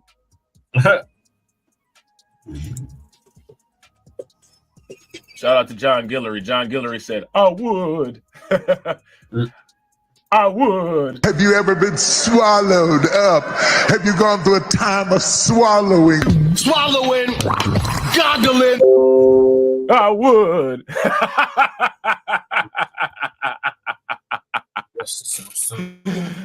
Oh, man. That's hilarious. Got him. Got him.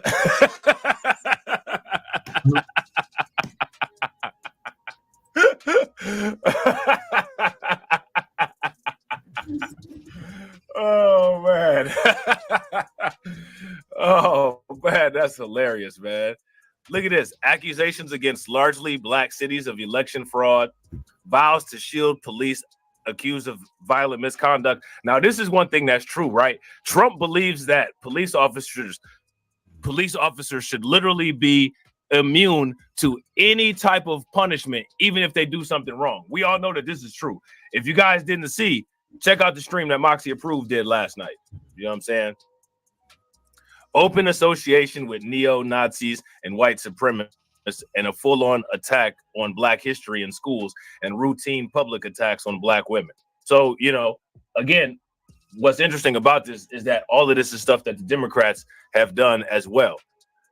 Let me ask you guys this question. Would you all call the 94 crack bill? Shout out to Moxie for being in here, by the way. What's good with it, bro? Would you all call the 94 crack bill an assault on black men? If you guys would, give me a thumbs up. If you guys wouldn't, give me a thumbs down.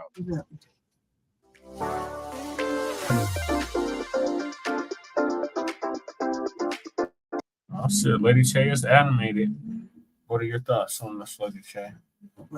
On the two major parties targeting black voters with stereotypes and not policy. They've been doing that. They've been doing that. The Turkey, yeah, been doing that. They've been they don't want us to have anything. They've been doing that. And what really needs to happen is the two-party system needs to collapse. Mm-hmm. The purge to start anew.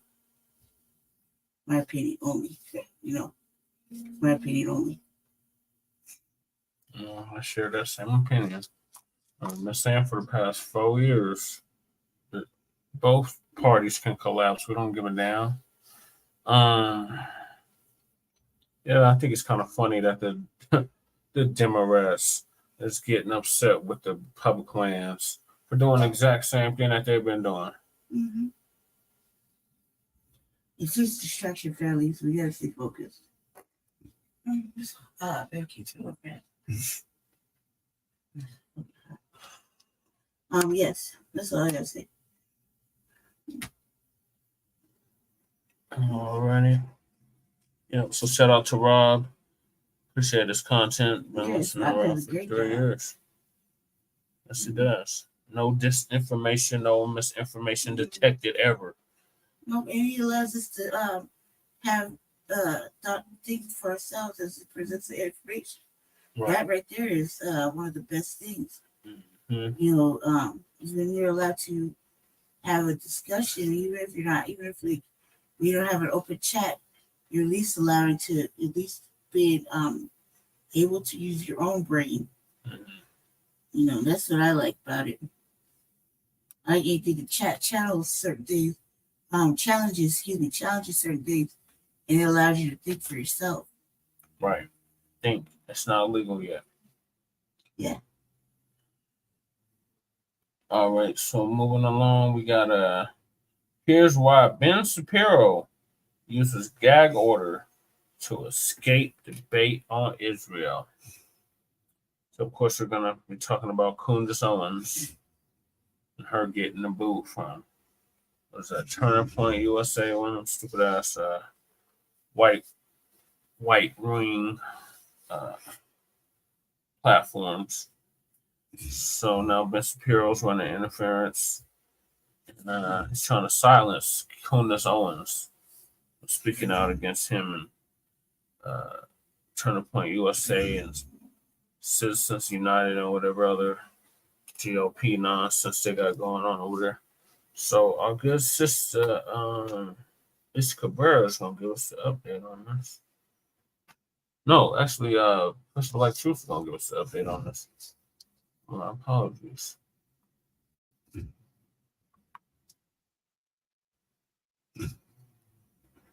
Family and fellow soldiers, I'm the professor, and this is the moment of truth.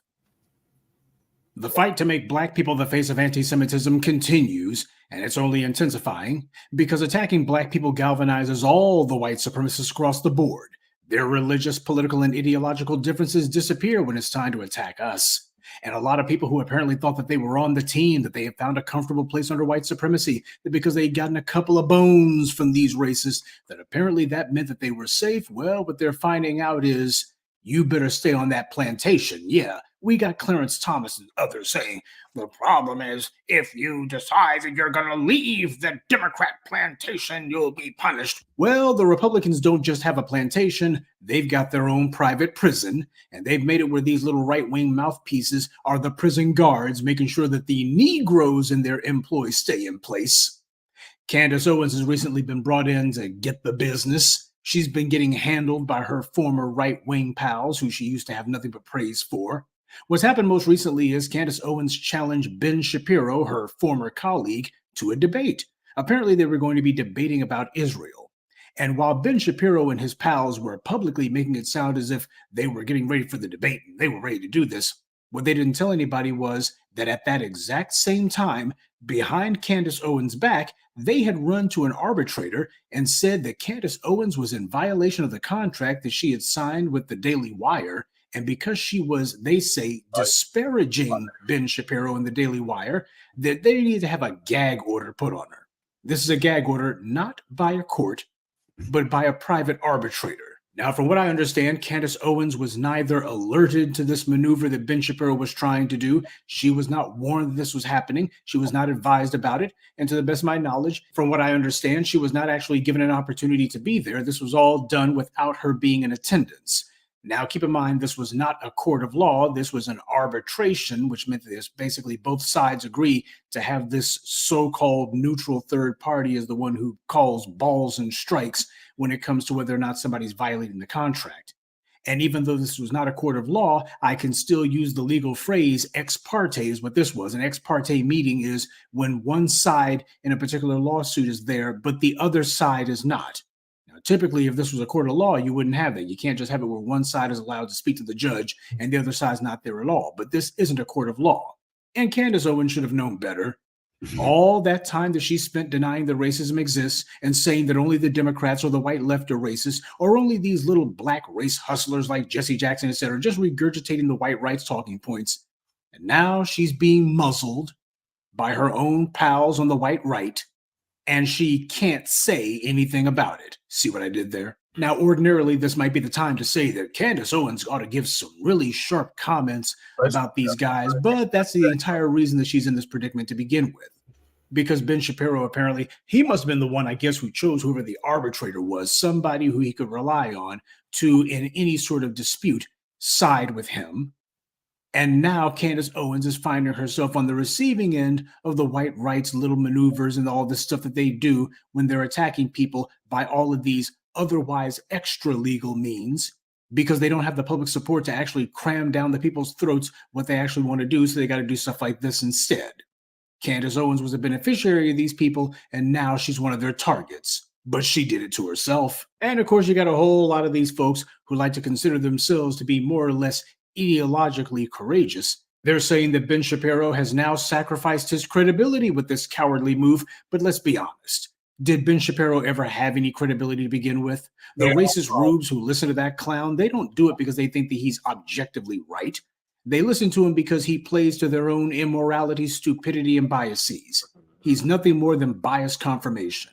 They know that he'll never tell them that their racial privilege means that no one's responsible for their condition but themselves. The people who keep talking about personal responsibility don't take any. Exactly. And that being the case, Ben Shapiro is made to order.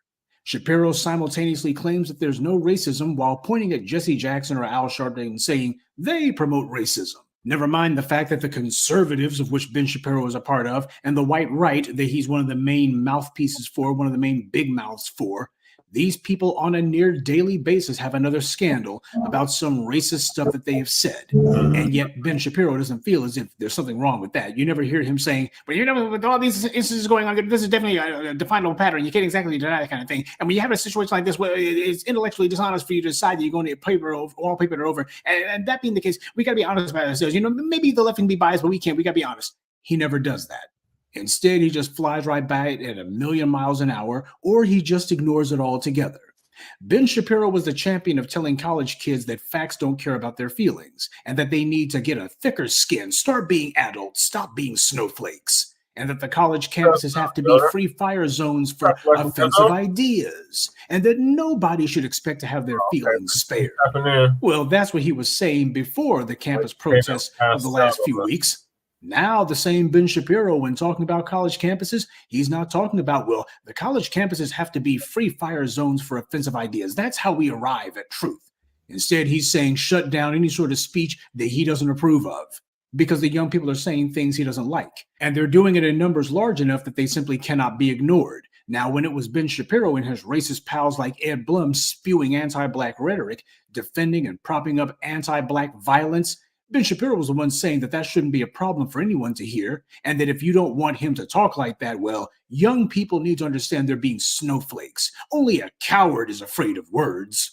And now that you have a bunch of young people on college campuses passionately denouncing Israel, Ben Shapiro wants to be protected from people's words. This guy has numerous videos of himself arguing with college kids, and here one of his former colleagues challenges him to a debate, and he goes behind her back to pull a crook move so he doesn't have to debate her.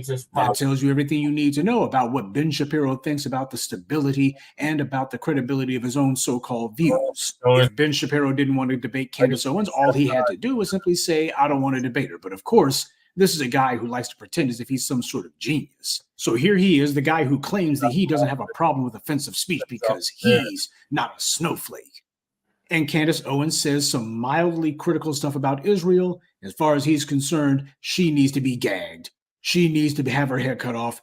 She needs to have her tongue cut out. Nobody should be able to hear anything from her because she's criticizing Israel. And for him, that's just too much. His little sensitive feelings can't take that. And of course, you have that anti-Semitism bill that's making its way through the U.S. Congress. It has to do with what kind of funding should get pulled from universities and such if they allegedly commit the crime of supporting anti-Semitism. What's supporting anti-Semitism? If you criticize Israel. Well, I thought anti-Semitism had to do with Jews, not with a nation. Well, it's the same thing, which of course is a lie, but still.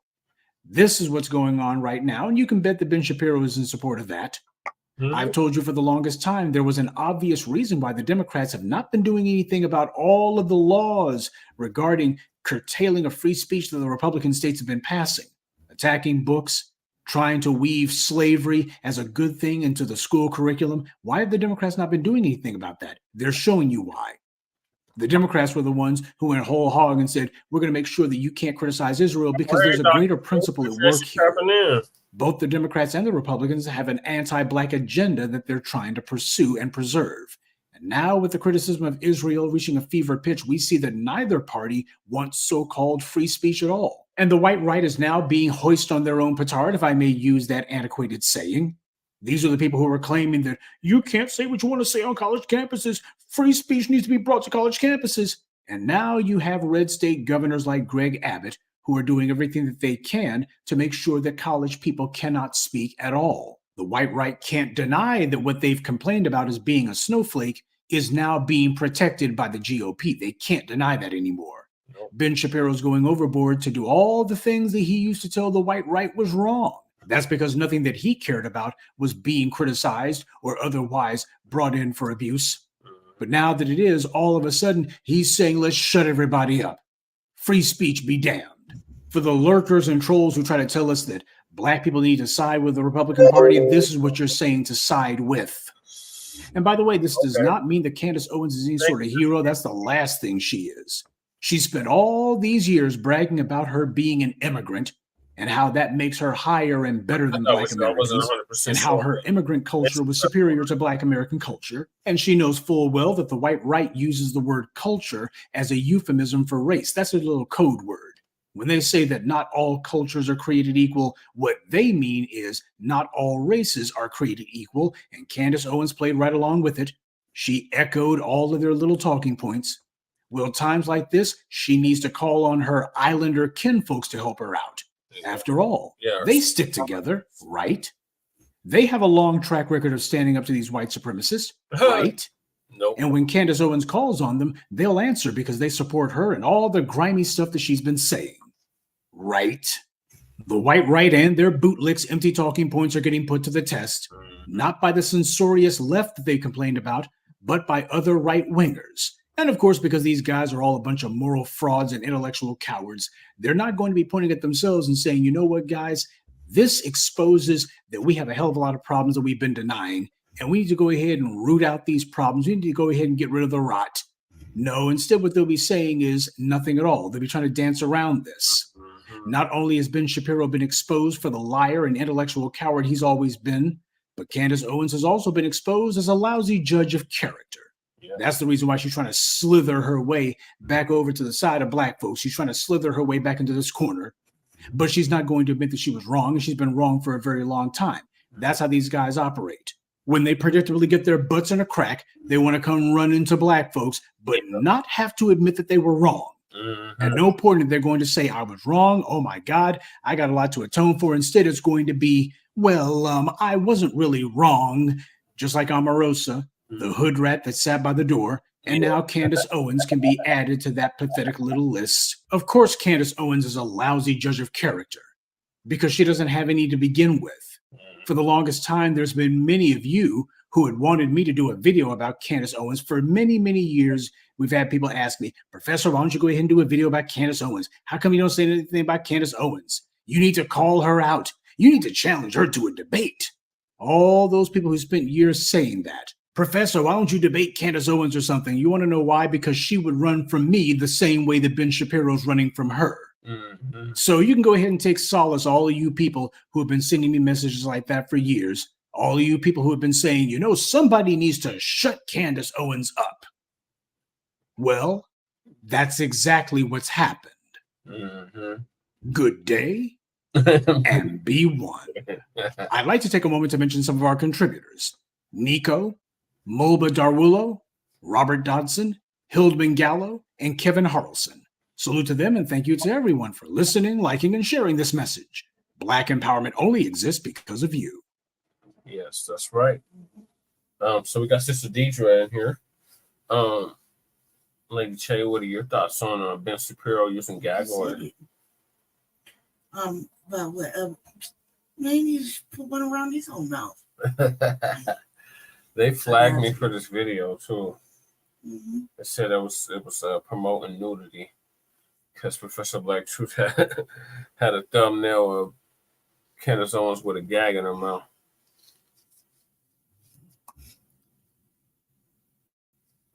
Like Professor Black Truth is always telling us, white supremacy always breaks its shields, breaks its tools. So she's just another broken tool. So don't come back over here talking about, oh, I was the spook who sat by the door. Or as Professor Black Truth said, the hood rat that sat by the door. No. Go back to St. Thomas with that bullshit and see if you can galvanize them. We already see how that worked out with Marcus Garvey, but have at it, Candace Owens. You're not coming back over here to Black Society, Black Foundation of Black American Society. We don't want you. We don't want you over here. You've done too much damage. Sister Dietrich said, that's why we need to create our own apps. Yep. Shout out to the anchor man. He's been pressing us to create our own app here for Frontline Campaign, Frontline Black News, the Revolutionary Agenda. Yeah, we see Uncle Phil just did that with the African Diaspora News app. So yeah, it can be done, and we need to do that. We need to invest more into our own apps. I agree. Okay, Lady Shea. Yeah, I agree. We are down to the last topic of the night, and that is the Shea Butter Feminists. are using the rap beef between Kendrick Lamar and Drake to attack black men.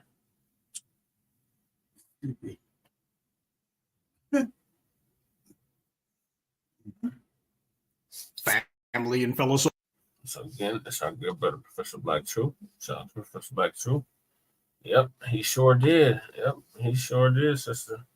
It's just like having a gag order. Yep, it is like having a gag order. So Professor Black True is going to give us an update on this as well. Shea Butter Feminists is trying to exploit the rap beef between Kendrick Lamar and Drake. Soldiers, I'm the professor, and this is the moment of truth. You know, I heard that a couple of rappers have been beefing with each other lately. Well, when are rappers not beefing with each other? But most recently, the guys making the headlines are Kendrick Lamar and Drake. I guess they're having a war of words over something. But there's a lot of other people who've decided to weigh in on it, not because they have anything intelligent to say, but because they're trying to see if they can milk it for clicks. And this brings us to the feminists of all people who are trying to make this into a black men are all abusing black women thing. Now, one of these bad actors in particular wrote some sort of article for Yahoo, and this woman apparently is from Canada, just like Drake is, which to me makes this some person I never heard of trying to clout chase. She says that Drake disrespected Megan, I can only assume she's meaning Megan Thee Stallion, and that this alienated black women from Drake, and this was the beginning of his fall from whatever. Now, again, I don't know much about Drake or his sales figures, but considering the fact that this woman's sitting here talking about him, getting all ventilated about it and trying to milk Drake for clicks, apparently Drake can't be doing too bad. She says that black women are the ultimate tastemakers, and that's fine for her to be saying that, but she's doing this as a way to basically push her own personal agenda, which has nothing to do with black women's interests. This woman sounds and no doubt smells like one of the Shea Butter Twitter crowd. She herself admits that she's, quote, chronically online, and X is where she, quote, tries to promote herself as an artist. Well, it's not hard to see that this is her latest attempt to promote herself, but to try to defend Megan Thee Stallion, that takes nerve. Not brains, but certainly nerve. Pro tip to these online feminists, if you're going to try to make somebody out to be a misogynist, then you need to find a better victim than the woman who made WAP. Megan Thee Stallion has made a career, such as it is, out of tasteless sexual vulgarity and promoting a gutter mentality. I tried listening to her music once, and I couldn't even make it past the first few verses. All she talked about was her private parts and how much she loves sex. She went out of her way to be needlessly as vulgar as possible. One of the great lies that white supremacy invented about black people is the myth of the hypersexual black woman, the black woman who just can't keep her drawers on. This lie, like so much of anti-black racism, had its genesis on the plantations. White slave owners who were degenerates in every sense of the term and liars in the extreme wanted to use their position to rape black women, but they also wanted to claim to be good white Christians too. So the excuse was they would blame black women for their own rape-happy behavior. They called black women Jezebels and all the rest of it. Said the black woman seduced them. I didn't want to have sex with that negress, but she seduced me. She made me do it. I tried to leave, but she wouldn't let me. The black woman was blamed for that kind of behavior, but they used that lie to push the idea that black women can't be raped. Why, they're just begging for it. And how many rapes have these white supremacists committed against black women, and there's nothing done about it, all under the lie that, well, black women, they just can't help themselves. Garbage like the crap Megan Thee Stallion pushes plays on that racist narrative. But of course, the Shea Butter crowd don't care about that. This woman in this hit piece doesn't even mention that. People who continue traditions created by our enemies don't deserve our respect, much less our defense, and they certainly don't deserve our money. I can only imagine what kind of individual actually listens to Megan's garbage. This wannabe rapper from Toronto, it seems. Gutter music for gutter people, I suppose. Well, allow me to put your mind at ease, D-Joe, what's your name? Megan doesn't need Drake's help to disrespect herself. She's been doing a great job of that on her own. Any pictures about her look like they belong in Hustler magazine, and her music, if it can be called that, sounds like it belongs in a Skid Row brothel. But this woman was attacking Drake and even low-key threw shade at Kendrick Lamar. All of this so she can get some attention on herself. But of course, she wasn't alone. You also had the Root chime in on this too, and they had the exact same slant. Naturally, they didn't add anything intelligent to the conversation. Not that this is a smart conversation to begin with. The Rot also decided that this media catnip was also about women. I said women. The article said that too, not black women. It says just women. And just to show that that wasn't some one-time oversight, I read the so-called article that the Rot posted, and the phrase black women doesn't come up at all, except for one Twitter tweet that they reposted. But even they knew people would see their take as being a stretch. This article starts off with, the feud between Kendrick Lamar and Drake has finally died down, maybe, but there is still a lot to unpack. Actually, there's not much to unpack at all. This is just her clumsy attempt to try to justify what's nothing more than shameless clickbaiting. Okay, if the feud has died down, and even she admits that, then why try to dredge it back up again? How does two black men bickering in public help the black community? And how does trying to prolong this fiasco as a news story help the black community at all? Certainly doesn't help black women. Of course, this isn't about helping black people. It's about some irrelevant feminists trying to get some clicks by talking about two black men who are relevant, piggybacking on whatever's trending and trying to make it all about themselves. Two black men are arguing and defaming each other. That makes the black community look bad. But she claims, well, forget about the black community. Forget about these two black men. It's black women. Oh, I'm sorry. I mean just women who are the victims. This is a reoccurring habit from black feminists. They are intersectionalists first and foremost. Their identity as white adjacent activists trumps all other things. And because there's two black men beefing, they get to have extra enjoyment from that while shoehorning their talking points into the proceedings. In fact, all of their so-called commentary and reporting is like that. It's usually a noun, then a verb, followed by black women are the victims of black men doing such and such. Except in this case, they didn't even feel the need to say black women. It was just women. So I guess there's some white women or Asian women or Hispanic women that they want to stick up for, right? You have these two hit pieces that came out on the exact same day within 3 hours of each other. Now, I'm not saying that there's any sort of coordination going on here, but even if there's not, we can all agree mediocre minds think alike. So this is not about protecting black women. I'm sorry, I mean to say just women. No, this is about pushing and promoting the rape culture narrative, the street harassment narrative, the black men are the face of sexual abuse and predation narrative.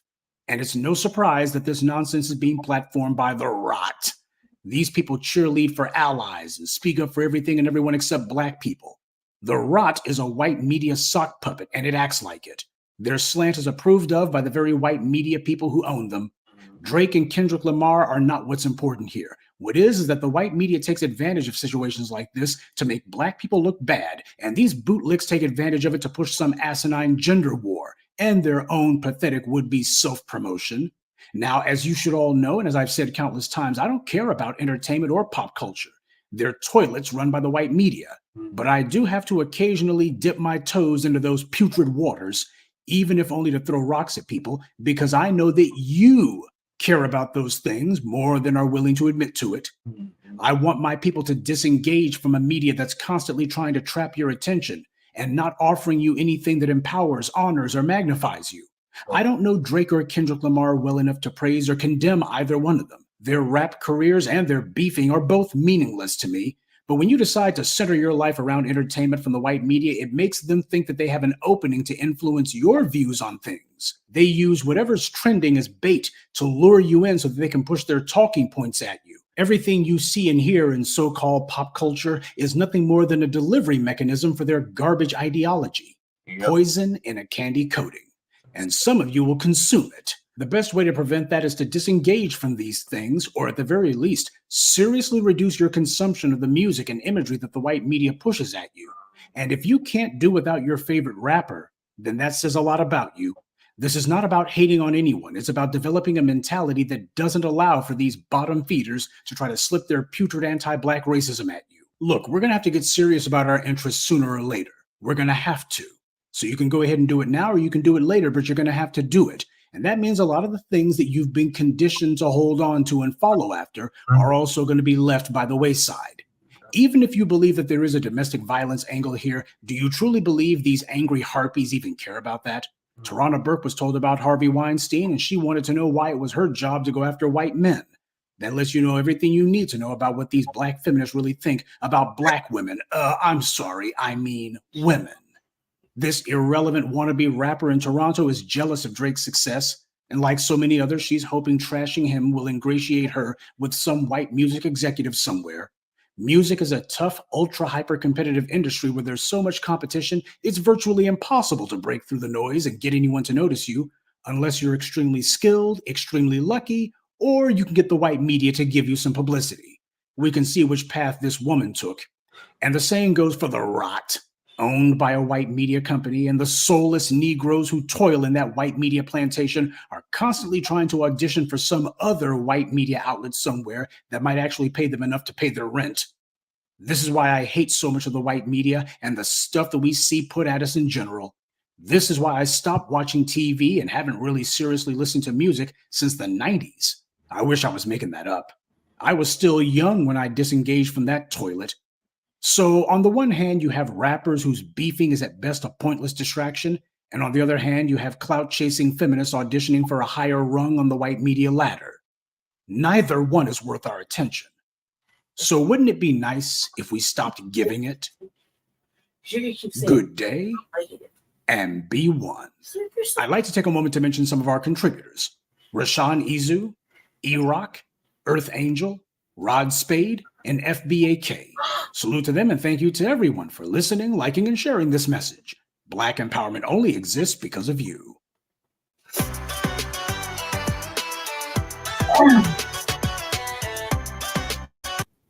Let me ask you guys. All right, so we have got to the end of the show for tonight. Yep. But you did really well today. Like Shea is so eager about this. I know you said, I remember when it just was one day and you had to follow the trade and it stayed it out 2 more days. So yeah, of course I'm fucking excited. I'm hella excited because like, it's still early, y'all. It's still early. I'm really proud of him. Really proud of him. Okay. About this topic here. Yeah. The beef was serious. It felt like, I listened to all of it. I don't really see. I think I really didn't really put the feminism shit and the Drake thing together until like I really don't even put it together now. You know what I mean? I just think he just does whatever kind of music he does. But I really just like watching the videos sometimes when he's funny. Other than that, I think I maybe like 1 or 2 songs that he does. I find like the fact that people who weren't listening to it really listened to the words and whatnot, what was going on in both songs, or both for both people. Find that to be kind of crazy than to have an opinion on it. So I actually listened to the words of both. And I think, I just think it was a good distraction. Probably caught a lot of negative shit forward that we really didn't know about as consumers, and probably question the fact whether or not we're going to be buying his music anymore. I think that really is at the forefront of everybody's mind. Other than that, I mean, it was just a good distraction. It was fun in a way. It was a fun distraction until you sat down and listened to the words that both of them were saying. Then it was like, oh man, maybe they should stop. This is getting heavy. You know what I mean? Like after both songs, after like the first 2 songs from each one, you should just stop. But I would also say too, it felt like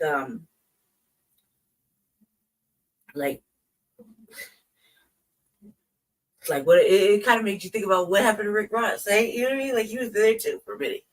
It kind of really makes you wonder about a lot of things. I don't know. I think it was a good distraction until you listened to it.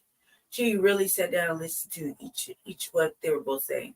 Then it was like detrimental and almost tragic in a sense that it had to go that far. And you really know that there's no types of friendships or loyalties or anything going on anywhere, And that's that. And then there's a lot of mess ups on the Drake side. Like you shouldn't have done the AI thing at all. Period. And especially with one person not knowing and being alive. That shit was creepy as hell. So other than that, I think they think that I think it would have been fun if it was like the dozens, you know what I mean? Back and forth, and I think it would be fun if they was just clowning around, but there was no real clowning right there. It was just back and forth quickly, and Kendrick came pretty hard, so okay, but that was part of the topic. That wasn't the whole I don't think she should have been talking about it, because I'm like, honestly, I didn't like when she's talking about feminist shit. I didn't really see that. I don't really see that. I didn't really see it. I don't know. Like, what do you mean by that? I didn't see it because I don't really care. Like, I'm not all on that shit like that. You know what I mean? Like, I'm not a feminist at all. See what I'm saying? Right? That's what we're talking about, right? Yeah, the feminists trying to clout Shea softly. Yeah, no, she's definitely doing that shit, but she don't need to do that shit because I didn't see that shit. What she's talking about, right? She's just adding more to something that wasn't there. That's what I mean to say, right? That's what you're talking about, right?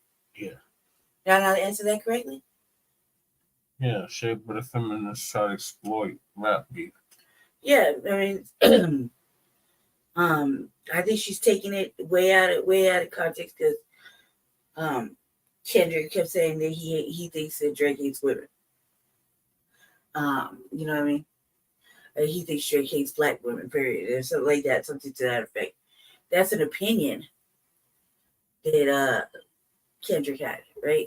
That's not necessarily a fucking fact. It's just an opinion. So I think, yeah, she is definitely clout chasing.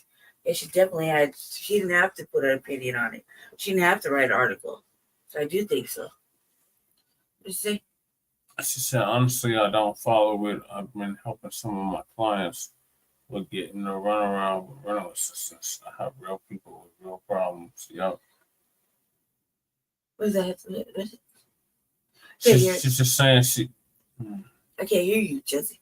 I don't know how you can't hear me. I can't hear you because I can't. We're literally in the same room. Just say it out loud again. One more time, Jesus. She said, honestly, I don't follow it.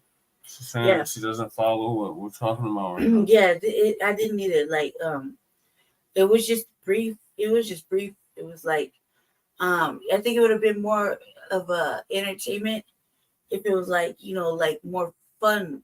It wasn't. Like when you sat down and really listened to it, it was serious. It sounded serious, like real serious and heavy and very menacing. So I didn't really think it was all that fun as far as the feminist shit. Like I don't dig. I'm not a feminist, period. So I don't dig that.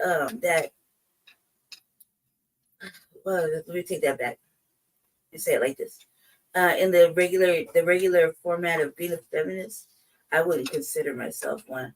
I would consider that I just think about right, wrong, and fair, equal, and what we should do as far as certain issues. I don't feel like I'm all about what women think. You know what I mean? All about that, because sometimes we don't think that sometimes we're not right. Sometimes we're not right. Sometimes we just be pushing our shit onto stuff, that doesn't need to be there. And this is one of those moments where this broad was definitely clout chasing. She definitely was putting her spin on the beef. It was really just have to be because fucking what's his face said that he didn't think Drake liked women at all. He said it like a few times. Mm-hmm. Amongst other things that he said a few times. Okay, so it wasn't just that. I mean, he said a few things repetitively in different ways. So, she was clout chasing. I think too that is like, opinion based on another opinion. just definitely clout chasing. That's just sorry, go ahead. Yeah. So this Canadian stud thought she was gonna crowd chase off of this beef, and she got Oh a yeah, brutal I away forgot from it. that she was Canadian too. Yeah. Mm-hmm. So shame on you, Shea Butter Feminists, for trying to exploit this rap beef. Ain't got nothing better to do. Yeah, it was a good distraction. I don't know if it died. Probably did die down a little bit. After that last round. However, I think it was probably for the best because it was getting quite like verbally dangerous. That like to say to where cases get opened up and shit like that, and that's not fun at all. So I think it was just a major distraction. It would have been a good distraction if it was funny. But we shouldn't be. It's like I don't know where to go with it. I just think it was a distraction, and I don't want to say I'm glad it's over. I wish that more music started out like that, because man, that was some good shit. Like that was good music, like coming out of that, like back to back. So it's kind of like I wish that people were on that page because the music that was coming out was pretty good. The words behind it was like, whoa, you know what I mean? But I wish we had better music because you'll see people our age, but just you should consider yourself like a late Gen Xer, like early millennial with it. What's your title, cuz? I'm an OG millennial. A what? I'm an OG millennial. Fuck. All right. I'm a Generation X, clearly. So we go back to listening to music from like the late 80s, 90s. And that's taking up all this crap that they're putting out now. And that is a sad state of affairs, family. That's a sad fucking state of affairs when we won't touch anything that is playing now. At all, nothing. Then we'll go back to listening to rap, hip hop, R&B from that era onto like mid 2010, 15, something like that. Yeah, at the latest. At the latest, right? So that's a sad state of affairs. That's when you know that we're in 2024 and the music is utter fucking trash. Anything that's come out of like since 2017. Sister Deidre says she's a Gen Xer. Yeah, let's see. But I try to keep You know what I'm talking about? as much as I can because I work with various age groups. Yeah, to stay current, especially when you're dealing with different ages. But personally, I mean, think back about the time like when music was good and you cleaning the house or you taking a shower or you in your car by yourself or you doing things by yourself. What range what year do you think the music is that you stop at personally? Because everything else gotten to be garbage. You just gotta stay current for how to be relatable with your clients. See what I'm saying? I stop at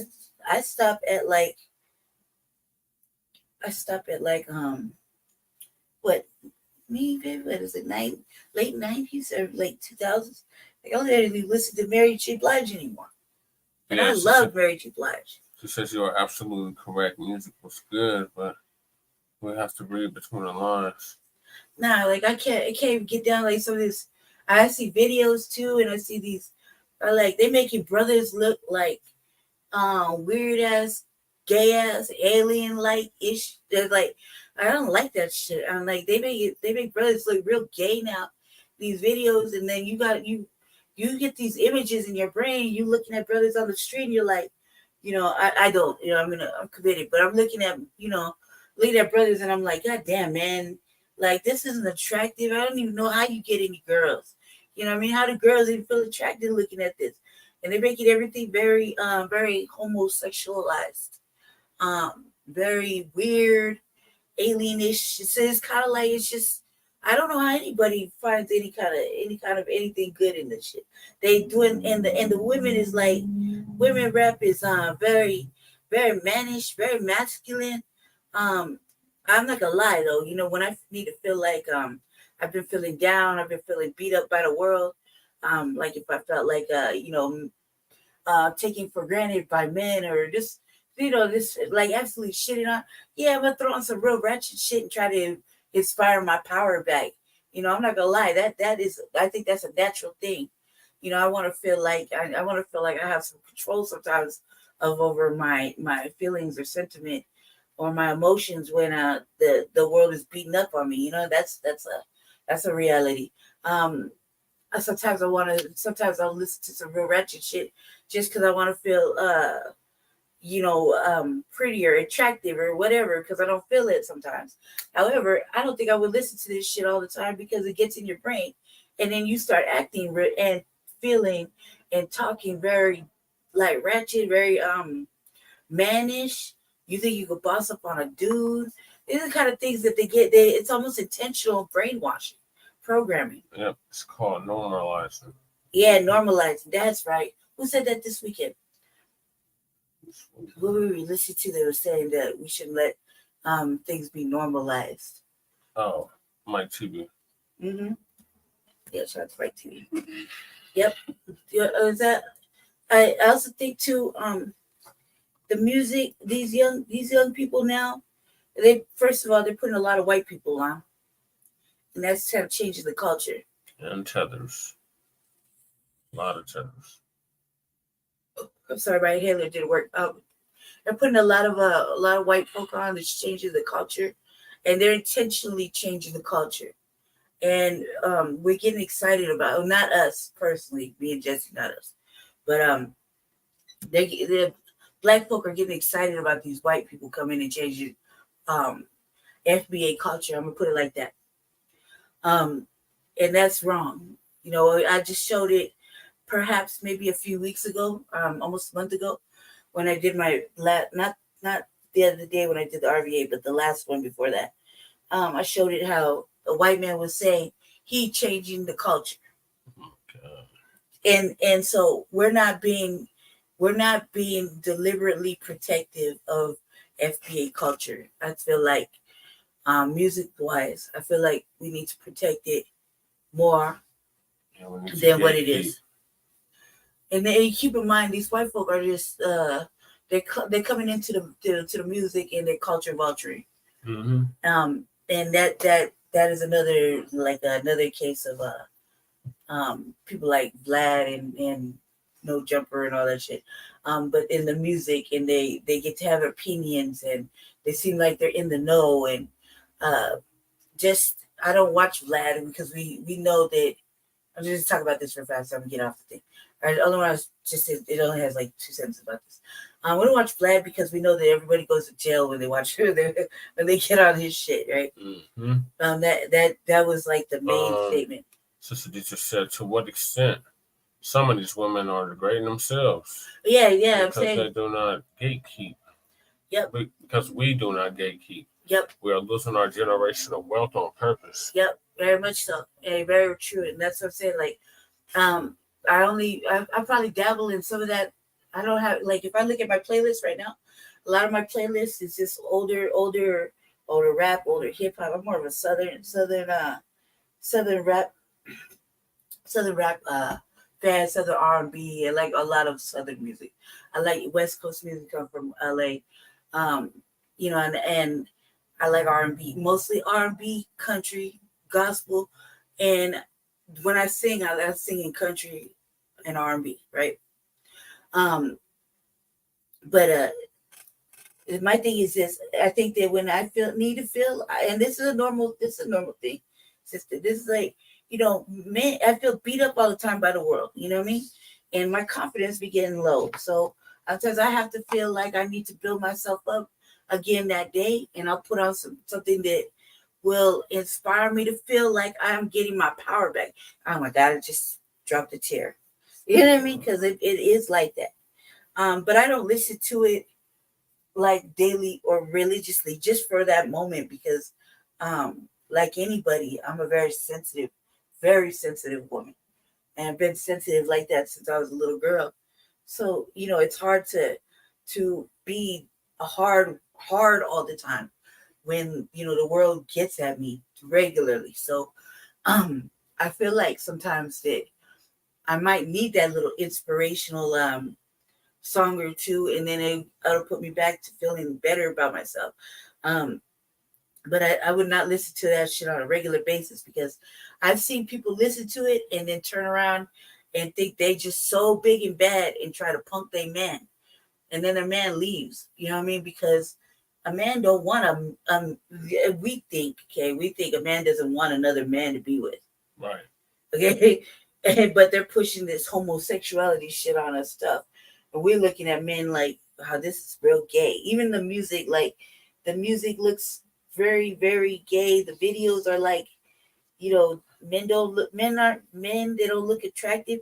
You find yourself watching TikTok videos and you see the brothers country dancing and shit, and that'll be a relief from the gay shit that we watch every day. Sister Deja said, can you think of other ways to get your power back? I mean, like, I've been trying, that's the scene the other day when I was like, I wanted to watch The Woman King, right? And I just wanted to see bitches kicking ass, right? This warrior shit. I wasn't really following the message because I already know how we feel about it, you know what I mean? So I wanted to see some women just kicking ass, just doing some old warrior shit. I just need to feel like that. And my coping skills, that's another thing that we really don't address as Black women, is that we can't find the right therapy. Some therapists is not good for us. They're not good for us. Like, they'll literally be on some old I'm sorry, I gotta calm down. They'll be on some old white supremacy shit in a Black body. You know what I mean? And that's not good for us. That's not good for us to keep, like, especially for us that are like straight Black first. Okay, regardless of my shading, I am fucking Black first. I've been living like that forever. I don't know how to live like a European woman would live. I don't know how to live like that. I don't. Where you have black people, and they're cooning and they're doing the most, and they try to get you to, because I'm this fucking shade to go somewhere else, and that shit is just it's so it strips you. It's just stripping, and it causes more confusion when you kicked all that shit out your system so you could be on one accord because we're at war. Sister Deja said that was a very good movie. It was. I felt like I needed to kick some ass, and Jesse was like, "You." I wasn't mad at Jesse that day. I was just like, I have a lot of outside things, but I was like, "Babe, put on the before he leaves, because he's over here on the weekend." Like, "Babe, put on this movie for me, please, before you leave." And he's like, "All right." He's like, "What is it?" I was like, "Put on the Woman King." He gave me the speech, and I was like, "I just need to see somebody kicking ass, man. I just need to feel like, I can do it. Like, I just need to feel so powerful, feel so weak." And then he did it. He just like kind of shook his head at his lady, like, but it's reality. It's just that nobody says it out loud, and I'm saying it out loud, and that's what gives like the looks. And like even right now, me saying it, I'm almost ashamed that I said it out loud, and that's wrong. You see what I'm saying? But there's no outlet. Like, I'm literally crying. Why am I crying? Because, you know what I mean? Like, I have no idea. Look. Yeah. I don't know why I got upset all of a sudden, but I feel like we don't say a lot of these things out loud, and so we're just pent up, and so when it comes out, it's like I feel ashamed almost, like, and that's a bad feeling. I don't even know why I feel ashamed. Why do I feel ashamed, babe? Sister D said there isn't a lot of us out here. I'm talking about Black therapists. Nope. They don't, and I like, even I have doctors and nurses that come to the house because I'm still in active heart failure, and they talk to me, and I told them, like, the other day, I said I'm feeling a little depressed. I can't really say why. I don't really know why. Just kind of felt a little gloomy, and the lady, I said, she's like, "Do you need mental health?" I said, "I need Black mental health." Then she said, "What does that mean?" And I was like, I need a Black therapist that's on the same level as I am, the same wavelength. I need someone to talk to me about certain things. And she's looking at me because, you know, I'm fair skinned and whatnot.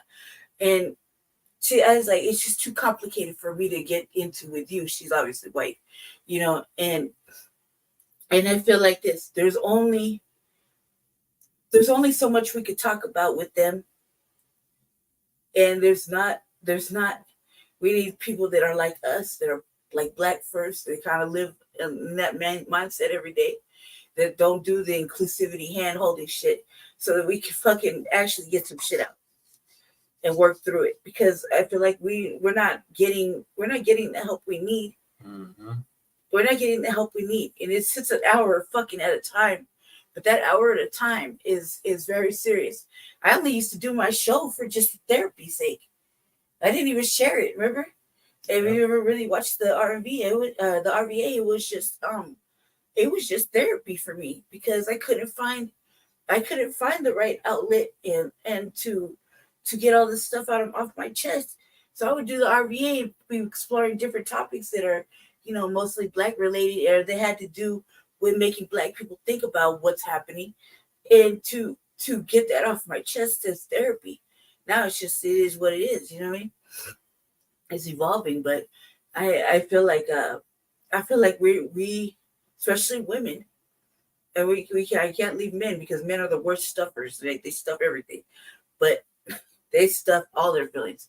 But women got a lot of fucking problems, and we don't get a chance to talk about. Men stuff their feelings too. Who knows what's going on in men don't even talk to us, so who knows what's going on in their mind? You know what I mean? They know that I'm going through stuff, and I have no outlet for it. And I know I'm not the only one. Sister D said you have to treat finding a therapist like purchasing a pair of shoes. Yep. I went through how many times? That 1 year I went through 7? Yeah. And Jesse kept thinking it was my fault. I was like, it ain't my fault. Like, these they cannot read. When the therapist said that their privilege didn't allow them to relate to anything I was talking about, that was a wrap for me. I gave up. And I really needed help that time. I really needed it. And then, you know, we can't put everything on our mate. One, they're not built like that. 2, it really depends on your mate if he's built like that. Mine is not built like that for me to put all my problems and help me work through it. He's not built like that. He's focused on his politics. You know what I mean? He don't even share like that. You really don't, because that's not on you. That's just you, you know. So we can't put all that. I can't put all this pressure of my stuff that I'm going through on top of him when he's going and doing campaign work right now. Right? That's not right. He needs to focus, especially because he's going up against fucking the dominant society in this race. Mm-hmm. You know what I mean? This white lady is on an agenda, and she got all the bread. Yeah. Now is not the time to be putting my fucking my emotional shit onto him, because I'm struggling. You know what I mean? So I can't do that. I can't, because it's not fair, and I want him to win. I want him to win. It'll, you know, not for anything, but because we need a fucking win as fucking Black people. Period. Any win at this point is good. You know, any win anywhere is a fucking win. I feel like we are losing majorly to all sorts of environmental fucking dominant society, fucking situational shifts. We're just losing, and I feel like any win any Black person can get right now is a win we need. So yeah, I feel terrible. I feel terrible. Go ahead, So Sister D said the issue is I no longer accept Medicaid because they owe me over $45K.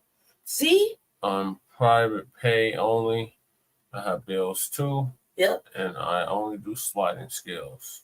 Yep. See, and that's the thing that they don't see. They don't tell the patients first of all, patients that are on Medicaid, right, like me, they don't tell nobody how much they owe the doctors and shit. What the fuck? This is supposed to be like, pay these people, like pay them, you know? And then too, like for a motherfucker that doesn't have a job like me, it's like I can't. You should never, as a doctor of any format, a lawyer, anything, you should never take less than what you feel your worth is. And nobody should ever ask you to do so. Because you worked hard, you studied hard, you took those chances, you became what you became. So no one should ever ask you to take something lower than what you're worth. And that's just out of respect. That's just that should be like a moral fucking thing. You know, so I have to go through what I have to go through, like with behavioral health or whatever it is out here in Colorado. They keep changing the name. Wellpower, yeah. Or like right now, I just go through my clinic, and I see the clinic doctor when I'm in the clinic, right? And then I'll be like, that'll suffice, but it'll be just enough for me to get out like 30 minutes of tears, and then I'll be like, all right, I should be good for like the next month.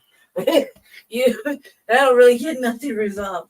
I get nothing resolved because my people are on my little group of friends, which is like maybe let's say you, my brother, Roja, Label. That's like 4 people. That's like 4 people. They keep like 6 people. 6 people of friends. That's all I got to be on. Yeah. To spin some words around, you know, and get some venting, and then think about that. They all got their own shit too. We just lost, like, me and my sister, my brother just lost. We just lost a family member, like a serious family member. You know, my sister's son just passed away. So it's very, very heavy, very heavy. And she didn't get it. She wasn't allowed the respect of grieving. Yeah. So we didn't get to grieve the way we wanted her to grieve. You know, we didn't get to grieve like that because it was so negative. It's terrible shit. Yes. Thank you, sister. That's some power to Matthew. What she said on the next 2? She said, very true. Men and women need an outlet. We do. Men especially. Men need more male friends. So we think that y'all gotta go do stuff together. And you used to see men used to have a lot of friends back in the day. They would play ball with, went to go have a drink or 2 with, motherfucker call on the phone, dude jet out the house. You know what I mean? Men don't have a lot of male friends either because they be doing some two-faced ass girl shit, I think that's what the problem is lately. It's all convoluted now. She said, I think she's talking about me, yeah. She said he wants you to win as well. You have to practice self-care. I know, I've been telling her that. He does say that, and the problem is I don't know how to do it.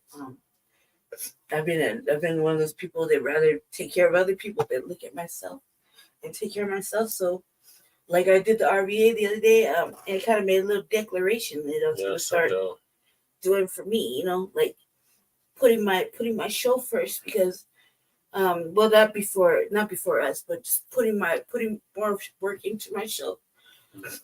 Because I've spent more time helping Jesse build it. Jesse did the building of this, like for subscribers. He built this by himself. I'm sensitive on my art, so I didn't share my shit. I never really did it. Jesse shares it. I do it once to let the universe take it, you know. But Jesse built the subscribers up on this side, and I started to see that I need to start doing for me. And I haven't done for me because I'm not that way. I've never been built that way. I've been built like, you have to help other people. You gotta take care of other people. You help them get through their stuff. And, you know, I don't feel guilty about it. I feel like that's my job in the world. But to be selfish is like I always felt like that was a negative. And so me doing stuff for myself right now, I feel like I'm being selfish. And it's almost like almost mean spirited. And I don't want, that's not who I am, you know. But it's important. It's important. And just always saying you gotta take care of yourself. You gotta take care of yourself. And I just be blowing them off like, man, I'll do it when I'm ready. Like real smart alecky and whatnot. But he's right. Everybody's right. And I'm saying I just feel guilty about it. I don't like it. And I'm like 44, dude. And for somebody who doesn't never have done it, to be selfish, it is an ugly, ugly, ugly feeling for someone that's that old to finally have to do it. It feels like I feel like I'm doing something bad. Yeah, it's not selfish though. Sister said, of course not. They feel like that's none of the patient's business. I worked for over a year without getting paid. Oh, hell no. Oh, shit. That's fucked up. She said, me, Shea, you need to take care of yourself too. Yes, I do. Yeah, because especially like right now, it's campaign season, and man, every time we go through it, it's right now. It's not we don't have no real negativity, except for like the usual local shit that people try to ignore. But we learned from the last election or the last campaign season, the what not to allow, because we're not going to allow that breakdown of us, because it did break us down a little bit, like a lot. So far we're like in good spirits, huh, Jesse? Yeah. Like, yeah, we're not going to let them break us down like they did last time. And that's what they want. They wanted to see Jesse, now that he's running again, they want to see him broken down and upset, so they try to pick at him. But we've been in really high spirits. We've been in high spirits, and two, for us to bring Cornel West here, on the ballot to give Colorado a third option. That's kind of empowering, Yeah. So for Jesse, and I just joined the Unity Party today, but I've been sitting with Jesse in the back behind the scenes for like fucking 3-4 years. So I felt like I was already a part of the shit, but it wasn't official. I gotta change my affiliation. However, we're in good spirits. I think that's empowering. That we can say we did that, that we gave Colorado a third option. They don't have to choose the third option. There's no, but at least you have something to look at while you're standing there making a horrible decision. You know what I mean? Or you're standing in the polls making a horrible decision between the motherfucking one who wants to take all your liberties and the one who wants to flood the fucking country with economic immigrants and who knows what else. You know what I mean? Who doesn't really give a fuck about the people. Mm-hmm. While you're sitting there making these horrible choices, at least you have a third option to look at. Right. Sister D said, that's not selfish. Learn to say no. I'm working on it. I really am. I feel like an incredible amount of guilt of not doing it. My mama would be ashamed. She's asking me, do I have a self-care regimen, a routine? I like to get out in the garden. I've been growing my own food for the past 4 years. That's been real therapeutic for me. He does a good ass job in the garden, and he had a cat last year. Did you see the cat this year? Yeah. You did see the cat? Mm-hmm. Did he talk to you? Yeah. He did? Yeah. The cat always talks to me. That cat is loud. The cat sounds like the cat is right there in the middle of the hood. Sounds like an old ass man has been drinking and smoking fucking squares his whole life. He's just like loud. I'm like, hey, and he ate my pumpkin. Yeah, he did.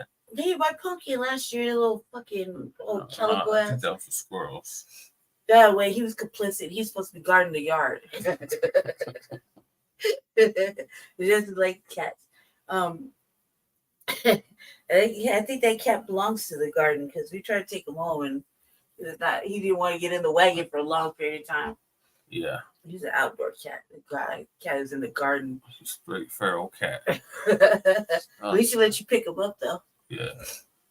Sister D said, fantastic. I saw it. You actually inspired me to start. I'm working on carrots. Nice. I got some carrot seeds too.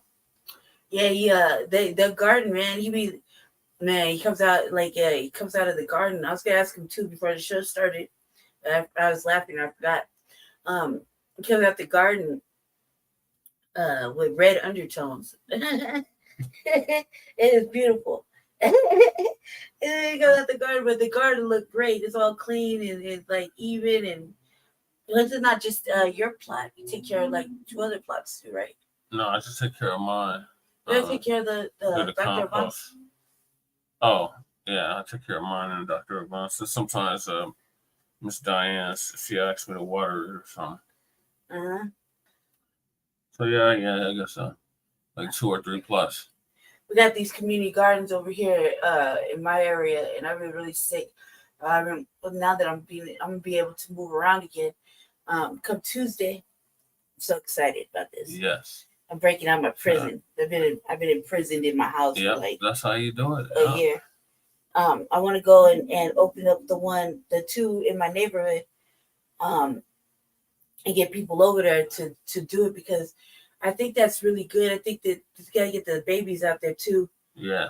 To get their hands in the dirt, you know. Mm-hmm. There's a lot of little babies around here in my neighborhood, except my neighborhood's kind of a little dangerous. You know, say a little dangerous, but little kids live all over here, so they kind of used to all the shooting and whatnot. So there we get everybody outside, and I used to patrol the neighborhood, you know, do panther work around this bitch. Patrol the neighborhood, and I think I'll get everybody out there to do some gardening and I'll come watch over it. You know, get everybody out the house, and then the tensions lessen up in the neighborhood, and people really feel proud about doing some work in the garden. It incites pride. Yeah, she said teach them how to grow inside too. Oh yeah. Our sister B, when we to our house, I haven't been out. Like I said, I've been imprisoned in my crib. It's been like a year since I've been out. But she was growing these she was growing vegetables under a light in the living room. Mm-hmm. And she had, like where you would think a fish tank would be. Yeah. She had a whole bunch of herbs and stuff she was growing right there. Yeah. Everything's so cheap, really, when you look at things to buy to grow. We need to do some more planting. I'm gonna start to charge for the seedlings now. Denver Urban Gardens.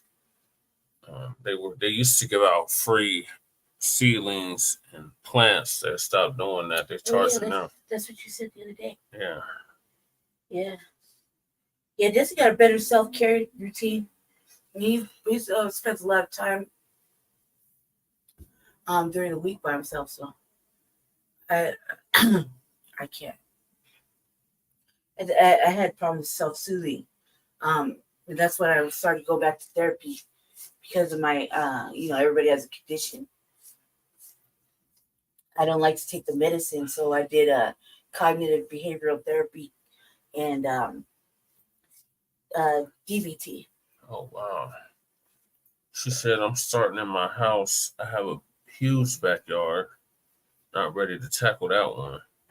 My uncle grew a watermelon in a plastic container. No shit. Wow. I mean, I'm sure you could do a lot of stuff like indoors, especially like if you got a basement or you got not a basement, but a place that you can get there that's good light. Yeah. I know that like when we move, hopefully, like I'm looking for a place to move now, and I'm trying to get over there in the same district that Jesse lives in, and try to get him over there to spot we moved to. I want to grow some stuff indoors too, because I rarely get to go out and actually fumble around with the earth. Did a lot of that when we were little, me and my brother. Yeah, but she's talking about that's more outdoors. But yeah, indoors as well. Indoors is tight. I haven't really had an experience because We've been here at this apartment. I've been here in this apartment. This apartment was supposed to be like, the end all, the be all for me. And instead it turned out to be a dump. It was a dump anyway, but it turned out to be worse than that because it just came with a whole mess of problems. So the next place, hopefully, I want to hang. I want to do the upside down planting, and I want to plant like the one your grandmama had. Yeah, it spreads out. Fern. Yep, I want to plant that grows and spreads out. A couple of them, and I want to tap into my best friend's sister because she grows birds. I almost said that. She has an exotic bird.